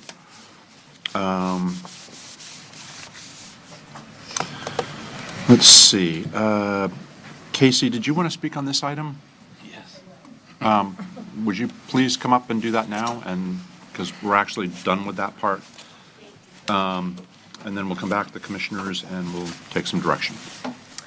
Casey Ingram Mullen with Palm City, and I have to say I've spoken with all these business owners, and they cannot reinvent their businesses that easily. It just, you don't reimagine them. But it's been noted, some of you may believe litigation against similar ordinances has been upheld in other municipalities like Orange and Manatee counties. They have not. These counties have nearly identical moratorium language to what you have adopted and have been under litigation the entire time you were drafting and considering your ordinance. Orange County has been in litigation since July 2021, and Manatee County has been in litigation since last November. Palm Beach County has an ordinance since 2016 and grandfathered the stores preventing such litigation. I cannot understand why you would choose to model your ordinance after counties being litigated rather than a model that has been tested over the last 6 years by our neighboring county. Particularly troubling to me is the judge in the Manatee case. While ruling on the plaintiff's request for injunctive relief to stay open during the hearing of the case, stated while they have not clearly demonstrated that their likelihood of success is substantial, a legal definition, he felt the plaintiff's claims are possible, even probable. He went on to say the court feels compelled to note that it is concerned that the Manatee County ordinance enactment appears to have been largely driven by emotion rather than the actual review of selling practices of the stores in the county. And while the court is concerned about the apparent lack of statistical data or specific evidence to suggest that the stores in Manatee County used puppy mills, and in fact whether the ordinance in question will actually have an appreciable effect on the purchase of puppies from such irreputable middlemen. However, the judge is so concerned with the impact of his denial that he said it is a very close call, given that he's given a stay on implementing the ordinance for 45 days for appellate review. That is where the case stands today. These cases are far from being over. However, we are talking about just 2 pet shops, and they provide 16 jobs. Why and who is so intent on closing down 2 legitimate businesses with no violations? Why destroy these jobs and businesses with a moratorium? I ask that you treat them fairly and talk with them. They are an asset to our community. You welcomed their money when you gave them a license. Let's welcome them to the discussion. Did you know that 2 bills, Senate Bill 994, House Bill 849, were resurrected in session this year? They died in committee, but with the continued government overreach, they will surely be back. They aim to remove our home rule by preventing local governments from enacting ordinances preventing pet retail sales. I've always supported home rule, but what is happening here has opened my eyes to why the state preempts overreaching government legislation like this. There is a commonality in this room to Orange, Manatee, and Martin counties. The National Humane Society of the United States is an effective lobbyist in getting local governments to take on the cause of the Humane Society's goal of shutting down all pet stores. However, once passed, the Humane Society leaves plenty in its wake. They leave us, the taxpayers, your constituents, to pick up the tabs of the lawsuits in the counties they have convinced to pass this overreaching and unjust legislation. Let's not be the Humane Society's lapdog. Let's be a leader in our state that works with our legitimate businesses while eliminating the bad. I bet these store owners have more experience and insight into purchasing puppies from breeders than anyone who drafted this legislation. Let's show them our good nature and how we are different here and welcome them to the conversation. And finally, a very huge shout out to Commissioner Hetherington for having the bold move to bring this here. Casey, thank you very much. Okay, commissioners, any conversation, discussion? Commissioner Jenkins? I completely agree with Commissioner Hetherington's comments in the beginning of this. When this came before us, there was no representation of the pet shops. I took that as, okay, we've got to change our business model. Not having them involved with the conversation, in my mind, doesn't work for me. I thought they were, and that's my fault for assuming that. Somebody that would accuse me of not being an animal lover doesn't obviously know me, because my dogs are my best friends. I mean, I'm almost in tears because I have one literally on her way out that has major heart problems. I bought those dogs as my previous border collies from reputable AKC certified breeders. I traveled quite a distance to acquire them, even though I have 2 toy Australian Shepherds right now. One is been different, is one of those dogs that stands, it barks at the corner, but you know, so I thinking somebody dropped her in her head. But anyway, they are absolutely my best friends. Nobody in this room, nobody, I don't think, would want to do something to encourage these puppy mills that we see pictures of this horror. This ordinance does nothing to help that, in my mind, other than the ability of a pet store to facilitate the bad actors. But that doesn't stop a irreparable breeder in Palm City from inbreeding dogs, because they don't do these things in Hope Sound. They only do it in Palm City. Anyway. So these pet owners, or the pet store owners, I've never bought a dog from a pet store. Never done it. Just because, I don't know why. But I would like this conversation to continue. This doesn't come into effect until December. I would like our people, the retail folks, to engage with our AOCQST board and come up with a compromise. There's got to be some type of Frank Valente and I had quite a long conversation. I was out of town last week, so I'm a little bit disconnected with this, but for Frank and I spent quite a bit of time on the phone talking about best management practices. I mean, my business relies on best management practices for every facet of our business. There's got to be something that holds these retail stores accountable to buy from reputable people that treat their animals humanely and do all this other stuff. I can't imagine that doesn't exist. Frank talks about the Humane Society having, the National Humane Society having a transition program. I don't know if these stores know about it, but if we can come up with something that these stores are held accountable to the point that everybody's comfortable, that's what I'm all about. So I would like to see this conversation continue. We're not going to solve it today, and we can't solve it today. But I think Frank has some great ideas. I have not had a chance myself to visit these stores, which I will, and kind of bring myself up to speed. But I hear both sides. Both sides have good points, and there's somehow, Frank, remember when I first came on board, one of my first tasks was to deal with the whole train wreck of the Humane Society. And I think we did a pretty good job with that back in the day. We all sat around my conference table, had everybody represented, and I don't know, what did we take, 45 minutes to hammer out an agreement that we all understood and respected? Right? That's what needs to happen here. So anyway, that's my thoughts. Commissioner, I couldn't agree more. I don't have the, what'd you call him, toy Australian Shepherd. Australian Shepherd that stands in the corner and barks. But I too, probably all of us have our own pet stories. I've had pets my whole life. I too, all my pets have come from the Humane Society or someone I knew. Even when I was a kid, I don't think they called them Humane Societies back then. They were ASPCA. What was it? ASPCA? Maybe that's what it was. Something like that. But it was a place where it was very similar. Rescue animal, something. And they all were great pets, and they all still are great pets.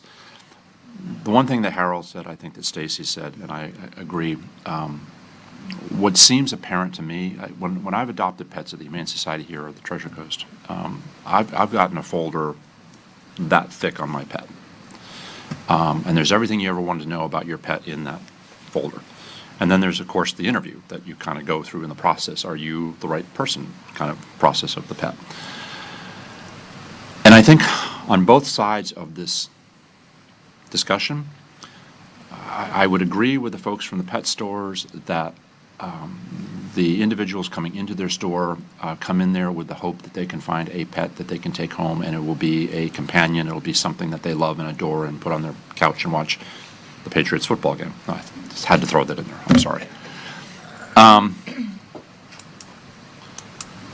I think part of our role, and part of the role should be that we assure that for that individual that's purchasing the pet, wherever they're getting the pet, whether it's the Humane Society or it's a pet store or a reputable or a non-reputable breeder, that the standards or the requirements of that adoption are really well spelled out and understood so that the individual getting the pet knows what they're getting or what they're getting into. I don't debate either the issue that if somebody wants to spend $500 on a pet or $10,000 on a pet, that's their choice. But they should be at least afforded the protection or the idea of the protection that the standards by which they're purchasing that animal has been vetted and is legitimate and as transparent as possibly can be transparent for both the animal, Mr. Jenkins said, but also the family taking on that pet. Because the worst side of it is if you were to get a pet that something was wrong with that pet, something, where, whatever, and the pet has to be put down or the pet has to go back, the family is probably the one who's going to struggle the most with that because you've already formed this bond with this pet, as most people with pets do, and now you got to do something about it if there's something wrong. And so to the greatest extent that we, you all, can help us put together a program, I think, that fairly puts everybody on the same platform and operates sort of under the same best management. I like that, Harold, best management practices, I think would be great. I think Stacy's, Commissioner Hetherington's recommendation is at the very beginning of this, that maybe what we should do with this, which is why I was hopeful that we didn't get into a long debate in today's hearing, because there's really not much we can do today, is that it goes back to the ACCOB board and bring all the parties into whatever needs to be done, but have that conversation there where all the time that needs to be given can be given. And whatever issues need to come out. And pro, con, whatever, but that's the place to have the conversation, I think, not here today, because it won't happen here today, and that it comes back to us with a recommendation from both the ACCOB, but also the parties involved, that hopefully you can all reach an agreement that is what works for Martin County. I don't really care about the other counties. I do, but I don't. It's what applies here to our residents and certainly to the animals in our community. So that's my position. Commissioner Campy, you have your light on, and then Commissioner Hetherington, I'll come back. Is that old one or new? That's a new one. No? Okay. Commissioner Campy? Thank you, Mr. Chair. There are certain agenda items that come before us that are easy. I call them black and white. They're easy. I can either be on the yes or the no side. And then there's these gray ones. They pop up, and they're the most challenging, at least for me, I would assume for my colleagues as well. Where I originally started, and I appreciate Commissioner Hetherington asking to have this conversation brought back up, I probably would have as well, because there was still an undercurrent of community concern about the process. And for me, it's about, as we sit up here at least, it's about process and procedure for me. Now, I'm a very, very big advocate for our staff. I think they're professional staff.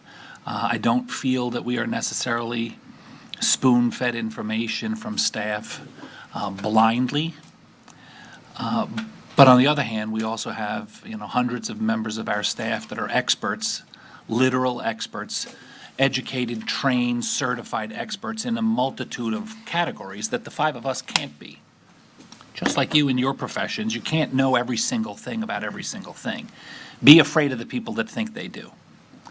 But that being said, we do rely on information, and I had, some of my own concerns on the process, and I questioned our staff, and I understand and appreciate their responses. I had asked the question because, like Commissioner Jenkins, was surprised that the individual store owners, the business owners in this particular case, when we were having this conversation, were not present. Now, in my mind, like everyone else, you can form a sort of a vision of what you think these businesses are like and who the people are like, and, the expression puppy mills. We have our own personal histories of knowing what we think those are. We've seen exposés, we've seen 2020 and 60 Minutes and the rest of them for our whole lives on, people that hoard pets and people that are, inhumanely breeding pets. So with that in mind, I just assumed that they didn't come because they didn't want to. I did ask staff if they were notified ahead of time, and staff gave me, which is the official answer. When we have had issues like this in the past, we follow state statute and our own procedures. And on other issues, whether it was vaping or flavored tobaccos or pill mills or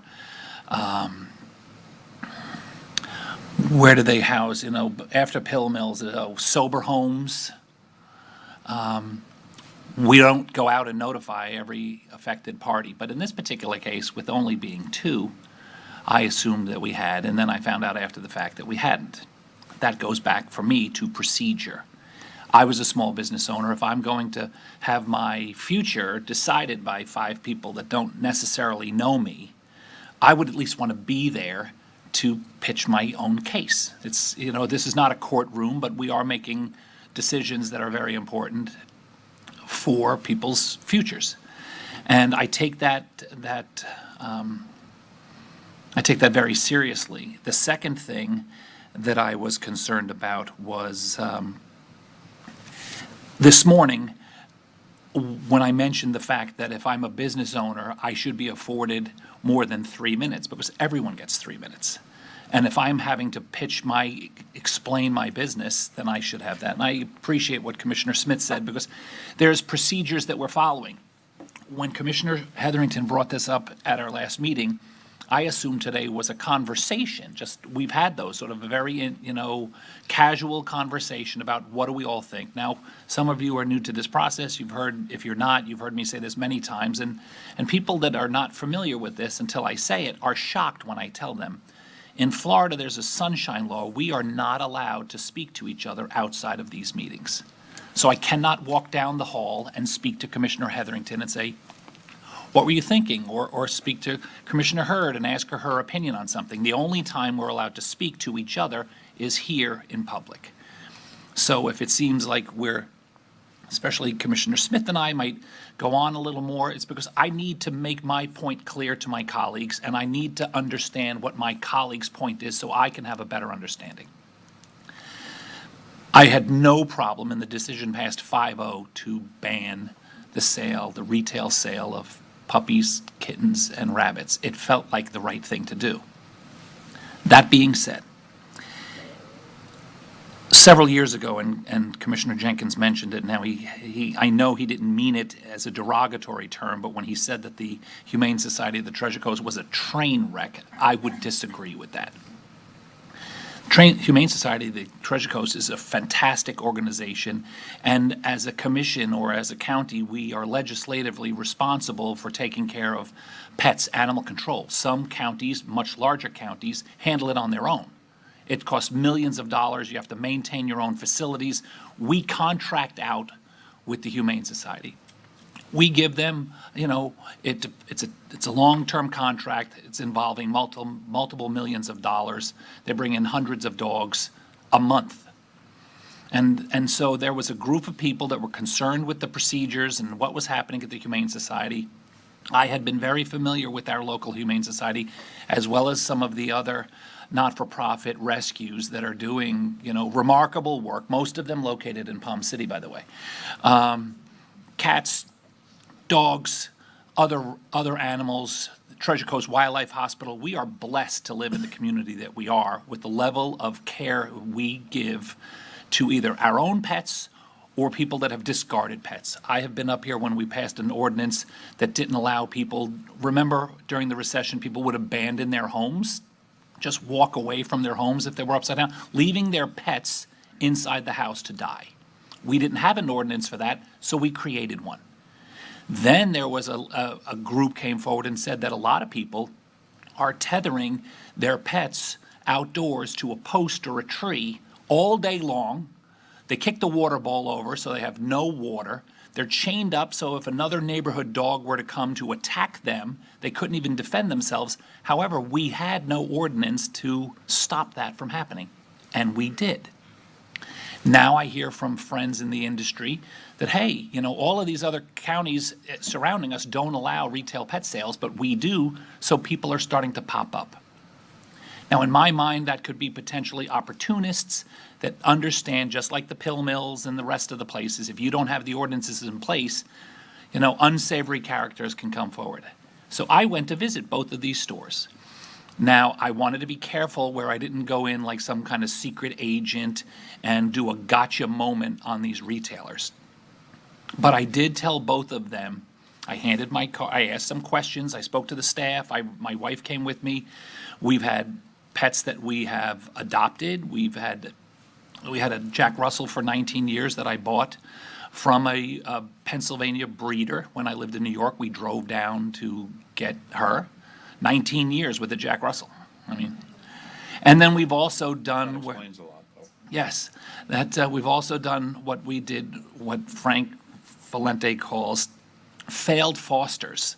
My kids and wife tricked me into fostering a couple of kittens just for 2 weeks or 25 years. So I get it. So I'm not one of these people who are like, I don't know, I don't care. I thought both stores were very nice. I thought the people that worked in the stores were very nice. At the Noble Paw, I did ask the owner if she wanted to show me the place beyond what you could see publicly. I told her, you don't have to.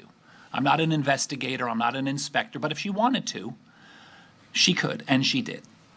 And, I can have my own personal opinion on how that process, the store was clean, behind the scenes was clean. I didn't see any violations, not that I'm an expert, but I didn't, as a regular human being, did not see anything out of the ordinary. And I went also to Wags About You, and the store looked clean, and it looked like a retail store. And as far as I could tell, the puppies were well cared for and clean. So I think, to Commissioner Hetherington's point, that we can't paint with a broad brush that something works and something doesn't. When the Humane Society was in the crosshairs of some folks that felt that they were unhappy with how the business model was working there, I worked extensively with the volunteers and with Mr. Valente on helping them defend their position. And in the process of that, the Animal Care and Control Oversight Board was born. It was designed that if the county had a contract, multi-million-dollar contract with an organization, that we should have some oversight. And I know there's been talk about, I have used some of my district funds, discretionary district funds that each of the 5 commissioners have, to support some of these organizations. I am a believer, now each commissioner can have their own philosophy on that. I also support EREF, which is Equine Rescue. I've supported Speak Life, Stop Bullying. I believe that our not-for-profits, and my colleagues can agree or disagree, that our not-for-profits make this community as beautiful and safe as it is. So when times are tough, if I have district funds that I can assist, I will. So I make no apologies for assisting some of these organizations with their needs and requirements. I believe what my colleagues have said is probably a good strategy for today. Let's allow because I was expecting today to allow both of these pet shop owners, to come forward and give a little more of an extended explanation of how they do business. But since we cannot make a legal decision today, I get that it should be another thing. Now, I like the concept of vets, people involved in the industry, people that are well familiar with these issues, both for and against, that they would be the first people to hear this conversation and advise us versus us just making the decision completely on our own. That's what that group was put in place, and the Humane Society has embraced them. There's representatives. So I would say, and we'll allow Commissioner Hetherington to finalize it with the conversation. But to me, just so the ACCOB board understands my position, I was in the food business. It was not uncommon that the Department of Business and Professional Regulation would inspect our facilities, all restaurants, all food establishments, unannounced, and that's just part of the doing business. That's what we knew. because food safety, obviously, is also a major concern. So I think that if these two businesses wanted to continue to do business after going through a process where the folks that were concerned that this is just another ordinary pump out pets through a retail outlet, maybe that's not the case. You know, I personally didn't see any evidence of that when I was there. However, I also want the conversation to be had about financing of these pets. Because one of the things that we did not discuss today, and I did not mention it to either of them in my visits, but I have heard from some folks, and I'm not saying these two businesses do this. These are very expensive pets. And there was a speaker this morning that said, look, if I want to spend $50,000 on a pet, I should be allowed, and I agree. But predatory financing practices, and I don't know if that's happening here, I'm not accusing either of these businesses, but that has to be part of the analysis, because if a young couple, boyfriend and girlfriend, come in and buy a $4,500 puppy, let's say it's the healthiest puppy that's going to live forever, but they finance it at 35%. That's something else that we need to be concerned with. So I want the conversation to go back to our ACCOB, ACOB, with the participation of these two individual pet owners. I think that there is enough time to leave it in place.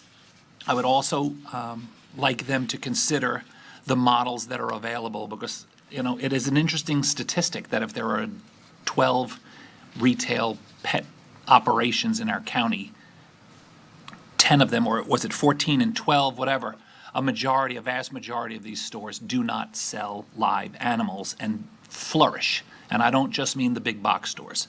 So I'm not trying to force that retail model necessarily on these folks, but I want this to go back. I'd like to create in the future an agenda for us to hear how it went. At the end of the day, I still might make my opinion clear, but it has to be a fair process and procedure that everyone got a chance. This is America. These are small business owners. These are employers. I want, at the end of the day, when I make my decision, to feel very comfortable that the decision that I made was based on all of the facts, not most of the facts. Thank you, sir. I yield back the remainder of my time. Oh, good Lord. Me. Commissioner Jenkins, that gives you 10 seconds. 10 seconds. I apologize for the train wreck reference. The train wreck reference was in reference to the contract negotiation. I have nothing but respect for Frank and his staff and his operation. They're amazing. They were amazing back then. They're amazing today. Period. Just to clarify. That's not what the headline will be. Yeah, I know. That's the I'm not great at that. For a guy who doesn't ever hardly say much. Yeah. He can put his Sure, foot in Heather. his mouth real quick. Huh? Well, you know, we all do. It happens. No, we don't. Yeah. Speak for yourself. I did. I know. Commissioner Etherington. Firstly, I neglected to take a proud dog mom moment like Commissioner Jenkins and Campy and brag on my pets. So I will do so now. No, I have a golden doodle, his 6, and that one, and this has been an enlightening experience because when, my younger son is very allergic to dogs, cats, certain foods, and so I went online to find, breeds and work with the allergist and didn't know any of this and just, I think, got lucky because I happened to find a breeder in Loxahatchee, and Rex has been a great golden doodle family member for many years. I've had rescue animals. We weren't allowed to have any inside pets. Sorry, Mom and Dad, if you're watching, but we weren't allowed to have any inside pets growing up. So from the time that I left my parents' house, I've always had an inside dog or cat. So, but I've also been unfortunate to have gotten Yorkie from a breeder, and that Yorkie passed away at 5 with some heart disease. So some might say that was some breeder related, or some might say that was, like humans, the the consequences and, luck of the draw, and it was very unfortunate, it was very sad, and it was very expensive. So I appreciate all of my, everybody's comments today, and I would make a motion that we take the comments from today and all of my colleagues, and we send this item back to the ACCOB for discussion involving both the owners of both stores and, the ACCOB members, and come back to this board with recommendations on how to proceed, and that would need to be done in a very timely fashion as to come back to us to make a decision before the end of the year. So that would be my motion. I'll second that. Great. We have a motion, we have a second. Commissioner Hurd. Yeah, just a suggestion, since there are 14 pet stores in Martin County, all 14 will be included, not just the 2. Good, yes. And it wasn't said, but it may be obvious that the Humane Society be involved as well in the conversation. I mean, first of all, anybody that wants to participate can, but at least the parties that are engaged in the conversation here today, and as Commissioner Hurd said, the others that are not, certainly should be notified that there's going to be a further conversation. And the other not-for-profits if we're going to have the conversation. All the stakeholders. Anybody who's willing to participate. No, but our staff would have to notify them, and not through the newspaper legal ads. We know who they are. Send out a notification. Everybody on the list, that list. Okay? We have a motion, we have a second. There for We're just discussion. smiling. You're All those in favor say aye. Aye. All those opposed? Motion carries unanimously. Thank you all very much for coming. We are going to take a couple things out of order again, given what our storm is doing. We have some folks in from a part of our state that probably need not to be here, but probably need to be back where they should be at this point with the storm. So we're going to take up, the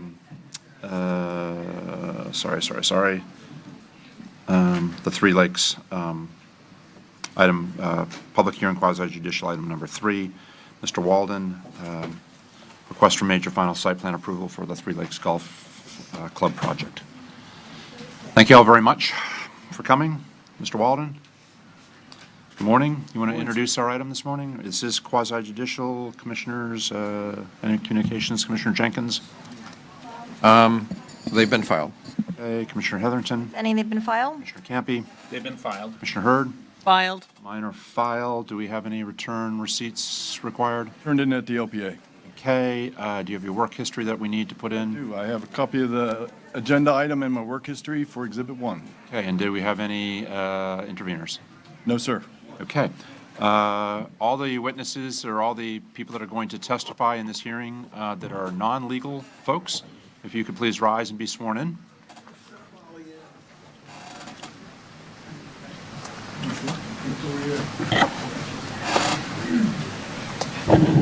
Half the room. Please raise your right hands. Do you swear or affirm that the evidence you're about to give will be the truth, the whole truth, and nothing but the truth? Okay, just a note, if you do come up and speak, just please let us know that you were sworn in, and that way we'll have that for the record when that gets here. What else did I forget? I think you're good. Okay. Mr. Walden, it's up to you. Thank you, Chairman. Good morning, members of the board. Peter Walden, Deputy Growth Management Director. And this is a request by Three Lakes Golf Club, LLC, for major site plan approval to construct 2 golf courses with accessory uses and the associated infrastructure on an approximate 1,218-acre, mostly undeveloped parcel located on the west and east side of Southwest Canner Highway and north of Bridge Road in Stewart. Included is a request for a certificate of public facilities reservation. The future land use on the site is agricultural. The zoning designation was changed to AG 20A General Agricultural District on August 16th of this year. As mentioned, the site totals 1,218 acres and is generally undeveloped. There are a couple of existing residences on the site. The proposed site plan includes 2 golf courses, a maintenance facility, repurposing of a existing residence for a clubhouse, and several comfort stations and practice facilities. No residential uses are proposed, and the site plan provides 98% open space. And there is a preserve area management plan encompassing the existing wetlands and upland habitat.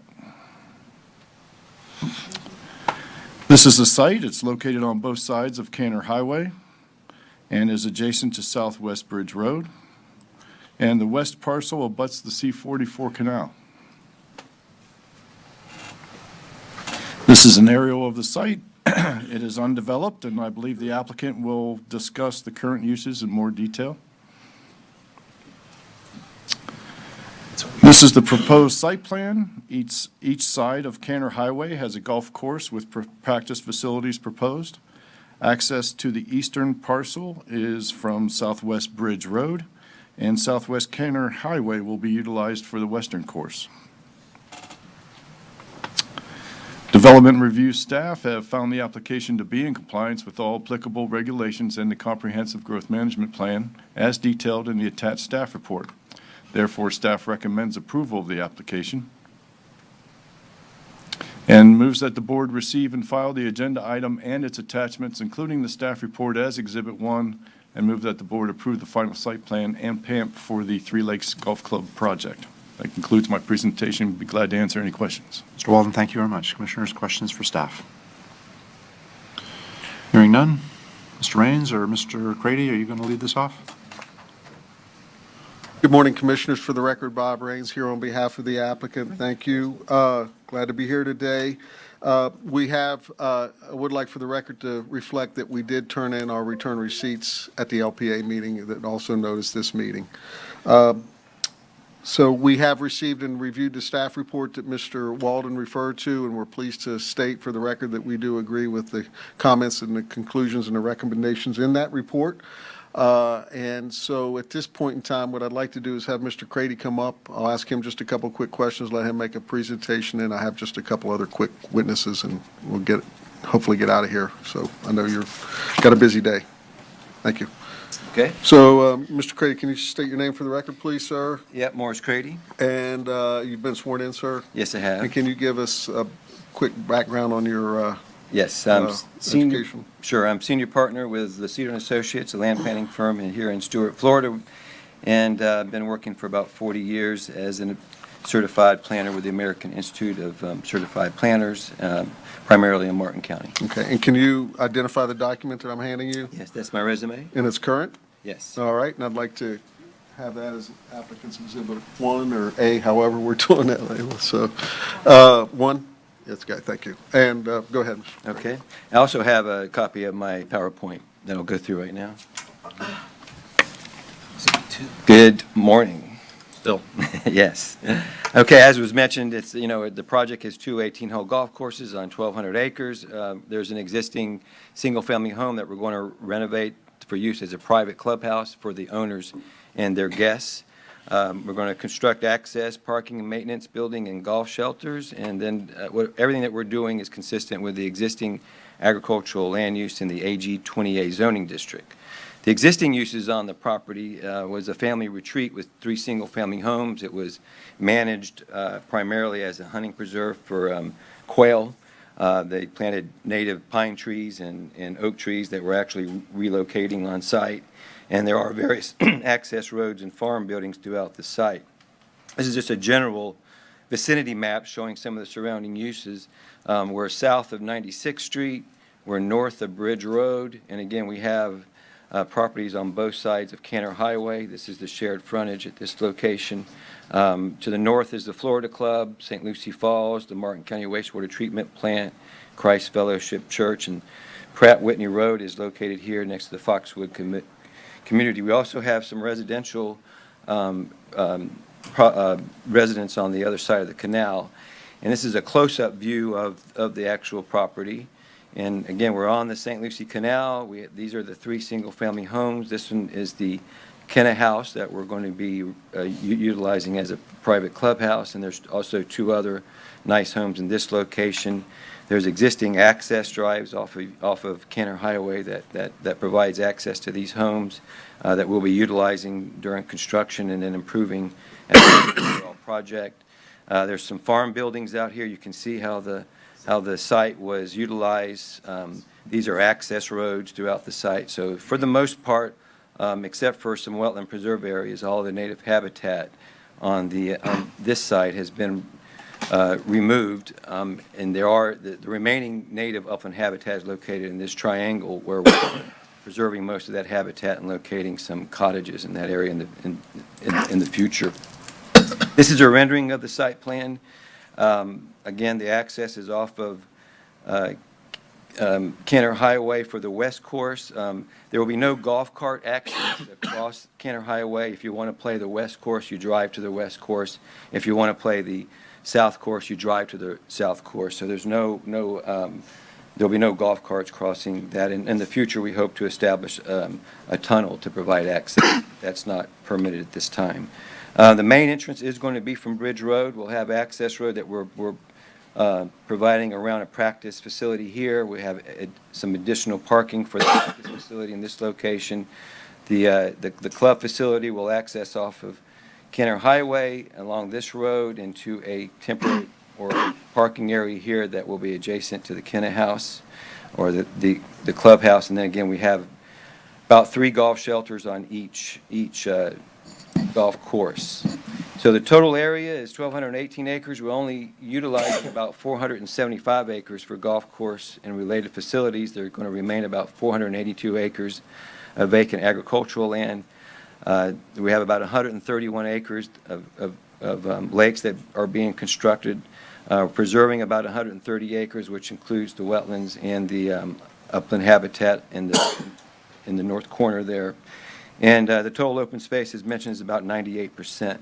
So some of the project features, and I heard mentioned about golf course runoff and things of that nature this morning about the nutrient load, but we're actually the opposite. We're taking water that's already has a nutrient load from the St. Lucie Canal, and we're going to use that water because it has fertilizer on our golf course to irrigate the golf course, which saves the golf course from using a lot of fertilizer. And then we're going to retain that water on site and let it filter through. But ultimately, we'll be diverting approximately 4.5 million gallons of water per day from the South Fork that would normally, or from the C-44 canal that would normally be discharged into the South Fork of the St. Lucie River estuary. So we're taking that water out of the canal before it gets discharged. We're using it on the golf course. We're letting it filter through the groundwater and be treated in our lakes. So there's no irrigation wells that are needed, which protects the aquifer and the surrounding wetlands. Retaining a 100-year storm on site again to control that water and to clean it up.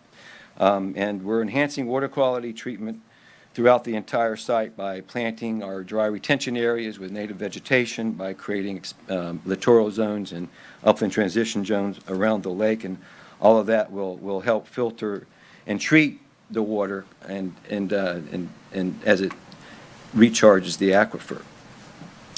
We're proposing an expansive native landscape buffer along Bridge Road. The first 50 feet will be left at grade so that we can retain the existing vegetation that occurs along the road frontage.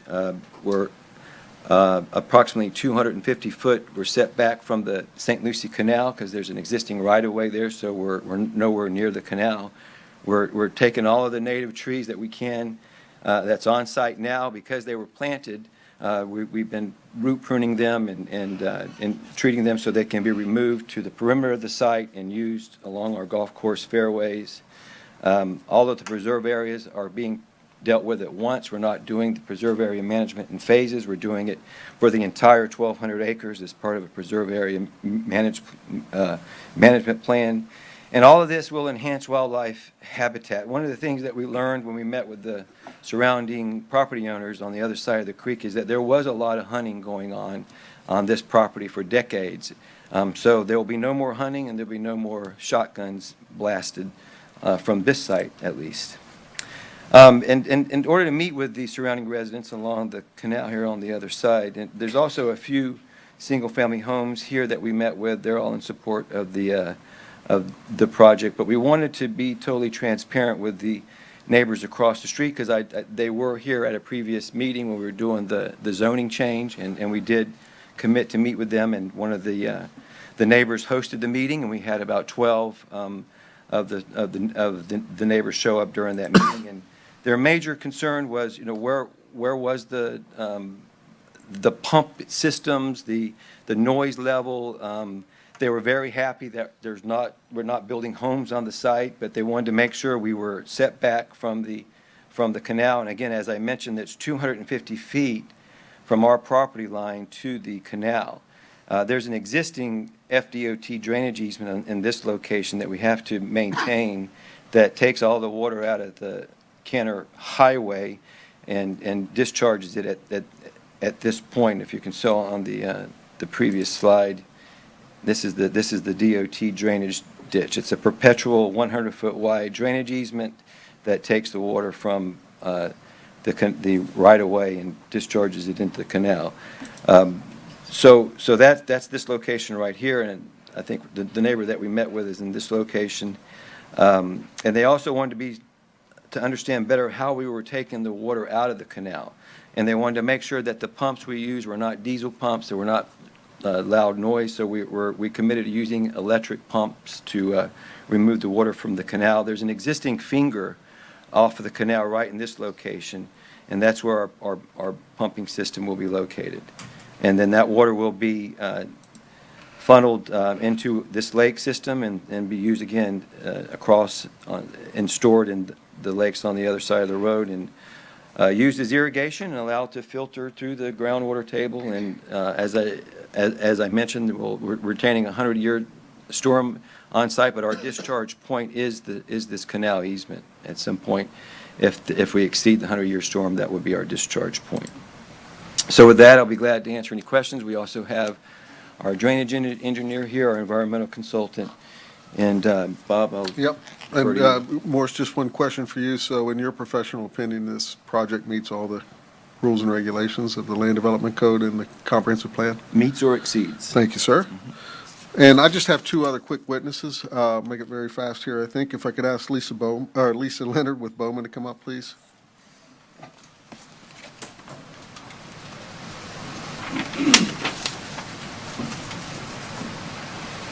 And Lisa, if you could just state your name for the record if you've been sworn in. Lisa Leonard with Bowman, and yes, I was sworn in. And can you just give us a quick summary of your work experience and education? I've been a professional engineer for about 15 years, working for about 20 years here in Martin County. And am I showing you a copy of your current resume? Yes. Okay. Let me have that as applicant's exhibit 2. And you're familiar with all the, first of all, can you state your role in the project? I'm the engineer of record. Okay, so, and in your professional opinion, does this project meet all the rules and regulations of the Martin County Land Development Regulations and the comprehensive plan with respect to engineering? Yes, meets or exceeds. Okay, Yep. thank you. And my last witness is Ed Weinberg.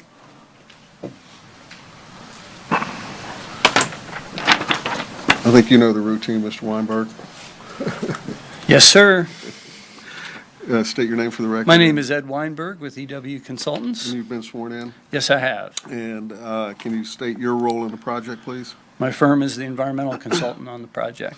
And the document I'm showing you, It's my resume that is current and accurate. Okay, and that would be applicant's exhibit 3, please. And in your professional opinion, sir, does this project meet all the rules and regulations? Meets and exceeds. Okay, thank you, sir. Thank you. That concludes our presentation, Commissioners. Again, I want to emphasize this is a by right straight zoning project. It's not a PUD. And we do meet, as you heard, meet and exceed all the rules and the requirements. And I believe we've shown through expert testimony, we've provided the competent substantial evidence, and would respectfully request that you accept staff's recommendation and approve the project. Thank you, sir. Commissioners, questions for the applicant? Commissioner Hurd. Yes, Mr. Crady mentioned future cottages. How many future cottages are planned, and who will be the decision makers on those cottages? But the cottages, we at this point, they're an accessory use that's allowed per code, so we haven't determined exactly how many we're going to have at this point. How many are allowed? There's actually no limit on the cottages under the straight zoning scenario. It's limited by your septic tanks. How many septic tanks are allowed? We're under 2,000 gallons per day right now. If we wanted to go to 5,000 gallons per day, then we would need to come back to the board for a waiver. And if we had to do cottages, then we would have to come back to the board for a waiver to get the additional allowance for septic tank systems. So is that 2,000 per cottage? No, it's 2,000 gallons per project. For the entire project, we're under 2,000 gallons as proposed. We can go up to 5,000 gallons per project under the county's existing. And how many cottages could be constructed using 5,000 gallons? Well, we did. We'd have to consult with the Health Department. Yeah, of Health. we did 2 of them at another course, but I think we could do up to 4 based on our calculations. And who would be the decision maker for the approval? That'd be a revised final site plan. If it's just for cottages, it could be done administratively. And that means that the Board of County Commissioners, there will be no public hearings. Well, if it's under 2,000 gallons per day. Yeah, the waiver would have to come to the board for approval, but the cottages and, so it would actually have to go to the board for approval because of the septic system waiver. Okay. And Mr. Crady, you said that the irrigation was going to be pumped from the C-44 canal, implying that there are already fertilizers, herbicides in the C-44 water. So does that mean that no fertilizers or herbicides will be applied? No, it does not mean that. So fertilizers and herbicides will be applied? It'll be less than what's normally used because the water coming out of the canal already has phosphorus and nitrogen in it. How many memberships are allowed to be sold? We're not doing any memberships with this application. This is the by right, this is a private clubhouse for owners and guests. Okay, then there will be memberships that are sold. Whose decision will that be? That The owners. depends on the future application. Yes, I mean, right now, we're limited by size. Okay, who can tell me, who will make the determination of how many memberships will be sold? The Department of Health also regulates the size of clubhouses as to membership. Right now, I mean, to be But clear, this that's- application, we're proposing, If it was a club. I'm sorry to speak. Go ahead. I'm sorry. Right now, there's no memberships. We're building a by right golf course. We're utilizing an existing house for the owners of the land and their guests as they see fit. Okay, so earlier, when I heard about this project, there was a large number of memberships contemplated, and it was hundreds. So I want to know whose decision it's going to be about how many memberships are going to be allowed. But if we choose to come back and add owners, then we'd have to go back to the board. It's going to be the owner's decision to apply. The owners would still be the same owners, but the members wouldn't be the owners.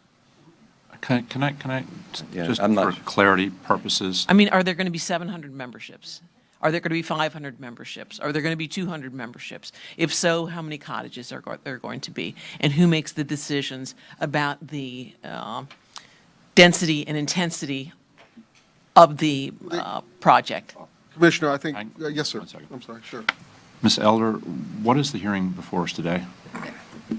The hearings for the golf courses today, like Mr. Walden said, if there's going to be cottages, there's going to be negotiations with the Department of Health and the applicant. If there's going to be additional members, there's going to be negotiation with the Department of Health. Today is just for the clubhouse, not for the clubhouse, for the golf courses. And to utilize an existing residence as a meeting place, as a club, And so, for the owners. So all of this, any other conversation in this hearing is not applicable Correct. to this quasi-judicial hearing, and the hearing that's before us is just the by right, and maybe someone could even explain, just for the public that's not used to this, what does by right mean? Because it was used quite a bit, but it might. May I, Paul Schelling, Growth Management Director. The code, to answer the Commissioner's question, we don't know the membership rate at this club. The current proposal is for a private entity, a private owner, to construct 2 golf courses and facilities. So that the fact of the matter is, it could be 2 members, it could be 100 members, but the Who makes that decision? that decision is made by the private property owner. So we are no longer going to have a decision to make about the number of memberships that are sold? It's a private No, business. that's not the case. The application for Dave is a by right, which means golf courses are listed on the permitted use table for AG 20A. So they can build golf courses, as many as they can possibly build on their property. They're utilizing an existing house for a club for the owner. At this time, they're not stating that they are having members of this club. At that time, when they do want to have members, the Department of Health will regulate the size of the membership as to the septic systems that are available and permitted. So if they expand this to create a membership, they will have to do the waivers to get the additional septic available. If we were to exceed the 2,000 gallon, Right. if our membership was. So I think Pete did a good job, but just say, we will decide how many members, but we will be limited to how many we can handle with our current septic size. And just to I clarify, don't know any other club that doesn't figure out how many members they want to have. right, to clarify the by right, that means as long as the applicant complies with all the provisions of the comprehensive plan and the land development regulations, and they prove that by substantial competent evidence, which Mr. Raines presented today, the board should approve it unless they can identify what provisions of the land development regulations are not, they're not complying with, or what provisions of the comp plan. So that's kind of what by right means. Commissioner Hurd, you still have the floor. Yeah, I was just trying to figure out what abilities we would have to understand what activities are going on in this property in the future. And it sounds to me like we will have none. Is that correct? Well, The golf course. it's a golf course, so they have the right. I just find it hard to believe that there would be 36 holes of golf constructed for one owner. I think that there are going to be many users, and that was what the applicant indicated to me at our initial meeting. And I was just trying to get an understanding of how many members might be included as users. And at this time, we'll be capped as to what we can do and handle whatever the health department says is allowed. Thank you. Thank you. Sept? That's it. For one more little piece of clarity, I think, or hopefully clarity, what is being presented today and what is staff testified in their presentation was that all of the requirements of the comprehensive plan were met, both LDRs and comprehensive plan, in this application for the use that we have before us today. Not what may happen in the future, may happen in another application, but what is being presented to us today. Is that accurate? That is correct, sir. Okay. Mr. Raines, anything else? No, sir. Commissioner Campy? Thank you, Mr. Chair. Mr. Walden, can you show an aerial of what the property currently looks like, please? Not that one. I will get there.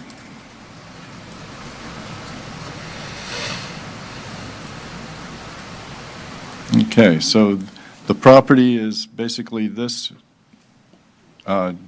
shape here and also across on the east side of Kenner Highway. Can you zoom in, please?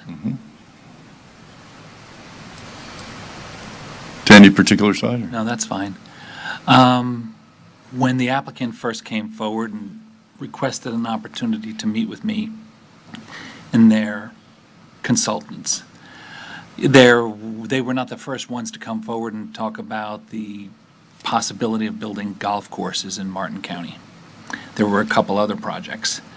And, this is a very unique community. Over the last several commission meetings, we've had a lot of conversations about what people think, especially Western, Martin County should look like well into the future. Now, beyond the fact that some people want everything to be left completely alone, regardless of the property taxes and people's private property rights, just, everyone likes the concept of don't do anything. Or there's some talk about farming and agriculture. But like I'd mentioned at the last meeting, there are times when people come forward and not farming and agriculture as not following the proper procedures and stuff like that. We've had people that are generational farmers and people in ag tell us about canker and greening and how it's really changed the landscape of farming in Florida. And then I remember many times in the past at other meetings where people say, well, they should just plant something else, blueberries or string beans, again, having no concept of whether that would work or not. So now I will be completely transparent. My father is a professional golfer. My uncle is a professional golfer, and my grandfather was a greenskeeper 100 years ago. So the concept that somehow golf courses are like, horrible, polluters and things like that. Now, like I guess everything else, you can find examples where people didn't follow the rules properly. But as an industry and as a business model, they really need to make sure that their facilities work properly. This particular parcel is unique because the concern for most of us all the time, except it's sort of waned a bit because we've been very, very fortunate with environmental issues that we haven't had the discharges that we're used to having and people losing their minds, rightfully so. This project will draw water out of the canal and utilize it in appropriate manner to assist them. That's what the property looks like currently. Most of it is, retreaded ag. There are some beautiful, pristine kind of areas on it that I'm assuming will be kept. It's very expensive to get rid of them and then have to recreate them. But then if you could go to the slide that gave sort of the stats on the 98%, what the usage of the property will be. From Morris's presentation? Oh, I guess you don't have that. We don't have our own pull it back version, up. right? See if- Just because, there was a public speaker this morning that said we don't need any more golf courses. We already have 26 golf courses. If we're going to have something be in our community, there's always concern about we don't want houses, we don't want industrial or businesses, and we don't want golf courses. I think out of those three categories, golf courses is the least obtrusive. It was For illustration purposes, if Yeah. you're back, that's as So they will plant, and having been familiar with golf, they will plant thousands of trees and bushes. They will, bring in, obviously, a world-renowned golf architect to create this. But then they'll also bring in renowned landscape architects and botanists and whoever else works on that side. So if we were going to transform that property into something else, I personally feel, and I believe many other residents will agree, this is a perfect thing. It puts this on the tax rolls at a much higher level than just raw, vacant ag. So from a financial point of view, this is a strong model for the rest of us without a lot of impact. The concept of saying, well, they're going to pump in tons of fertilizer and things like that, that's sort of a doom and gloom strategy that's used to blanket to stop anything. I think that this will be a beautiful place. And then so I'm, if you couldn't tell, very much in favor of this. I think it creates another green buffer to keep development in check. If people want to come forward and invest, I would assume in this case, multi-millions, tens of millions of dollars in our community, hiring people. This morning we had a conversation about two business owners that had 16 employees. I could tell you on a golf facility of this magnitude will involve hundreds of employees, never mind the thousands of employees that will be necessary to build it. And then in regards to the membership, which I understand where my colleague was going, how many members, how many cottages, but this is a private business, not a public course. If they want to have 20 members or 1,000 members, I personally don't care. It's not my business. Now, I get Commissioner Hurd's comparison as how many cottages can be built, but we regulate that by the fact that it's only 2,000, currently, 2,000 gallons per day into a septic system. And if they want, they can come forward and ask for 5,000. What's the state mandated? What can you have at the state? 10,000. 10,000. So how many can a single residential house have? Only 2,000. 2,000. So my house, where my wife and daughter live, we can have 2,000. Or this entire property, with all of the potential toilets and sinks that they're going to have, can also have the exact same amount that I can have in my home. And all they can do here in Martin County is bring it to 5,000, which doesn't even include both of my next door neighbors. So that's the regulation on how crazy this could potentially get out of hand. Now, in terms of, I don't understand how many, why would someone build all of this for a hand? Currently, what we're deciding today is their conversation. It's just a handful of potential, the owners and their guests.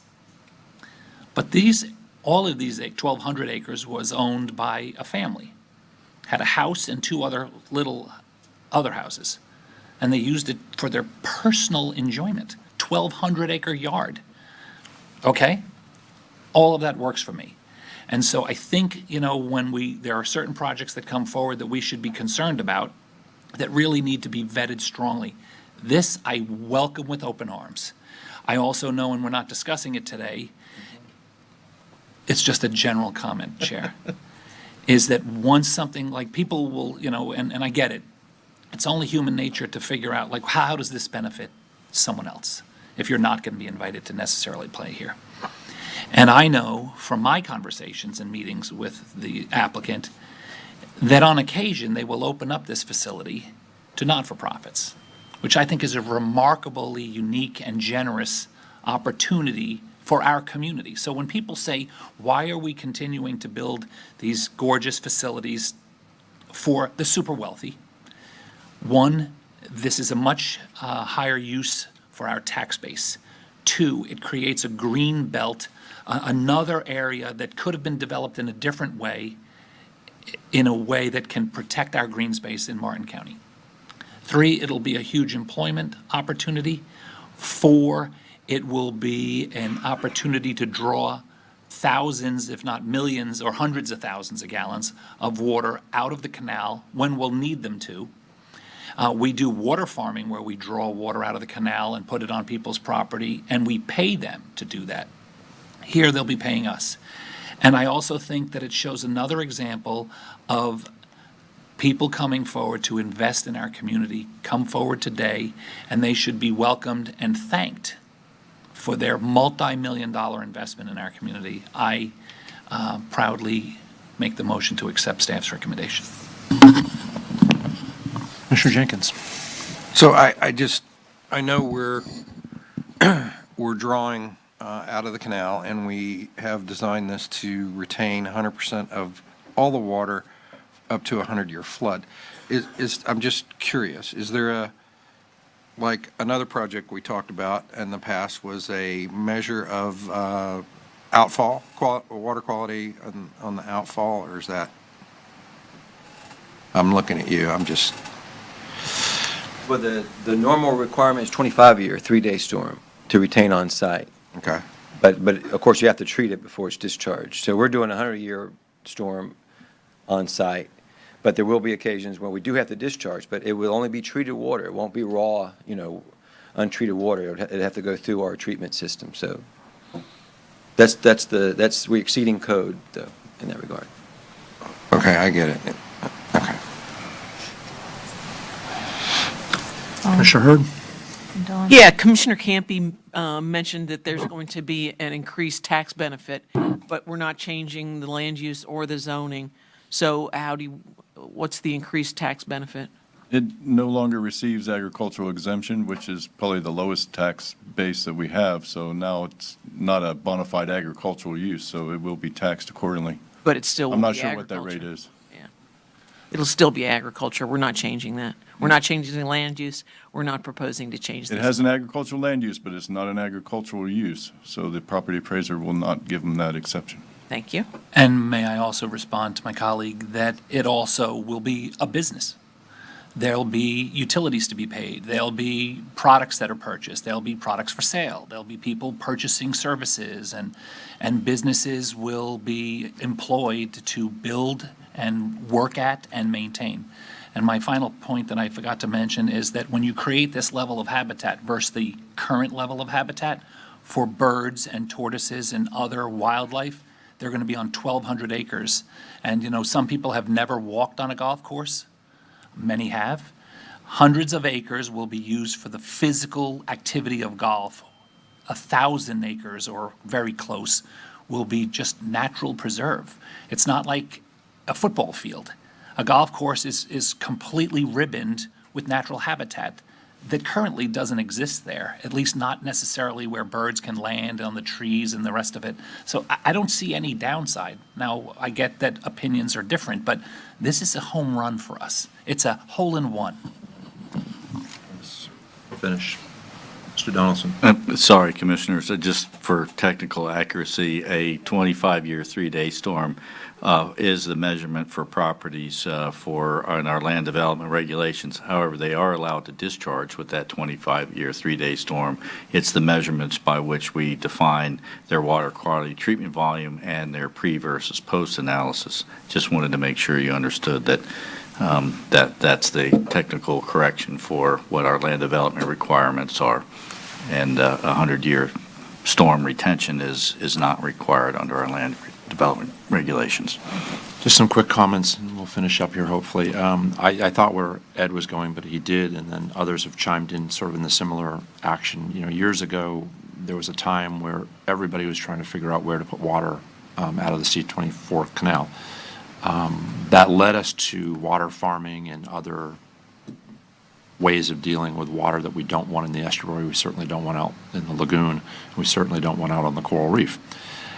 And what always fascinates me about the general conversation is that here we have a project that we're not paying to do what water farming is doing. And if you look at this photo, or image, I think, which is incredibly telling, and if you remember the prior image of what it looks like today, Morris, I don't know if you've calculated how much spatialness of water body you have created, but in the image itself, looking at it, it's significant. And I think to the credit of the designers and to the engineers involved in the process, I think the St. Lucie benefits significantly from what you are all doing. I talked about this at another issue with our own golf course, and where we had a staff, folks got really super smart about, we built an STA.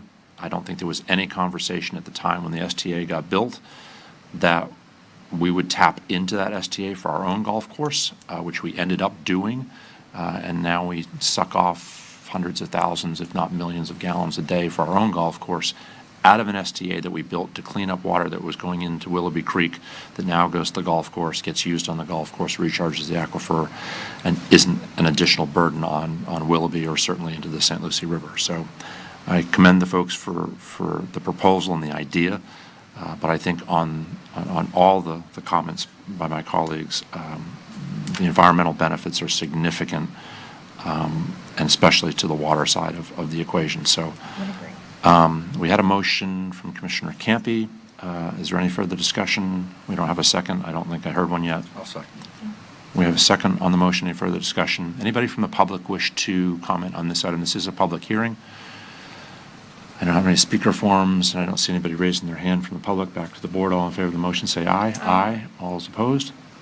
Motion carries unanimously. Before you all get up and leave, we are going to break for lunch. When we come back for lunch, just to kind of give everybody a precursor of the timeline, I think we ought to do our update from the 11 o'clock when we come back, because it'll be 1:30, 1:45 or so by then. I keep getting messages that things have shifted a little bit one way or the other, and just for our viewing public, if there are any, and certainly from our EOC side of things, I think it would be helpful for residents to understand what we are doing and what we're dealing with, at least on our side. So again, we'll all see you back here about 1:30, and we'll take up the EOC update when we come back. 1:30? Thank you.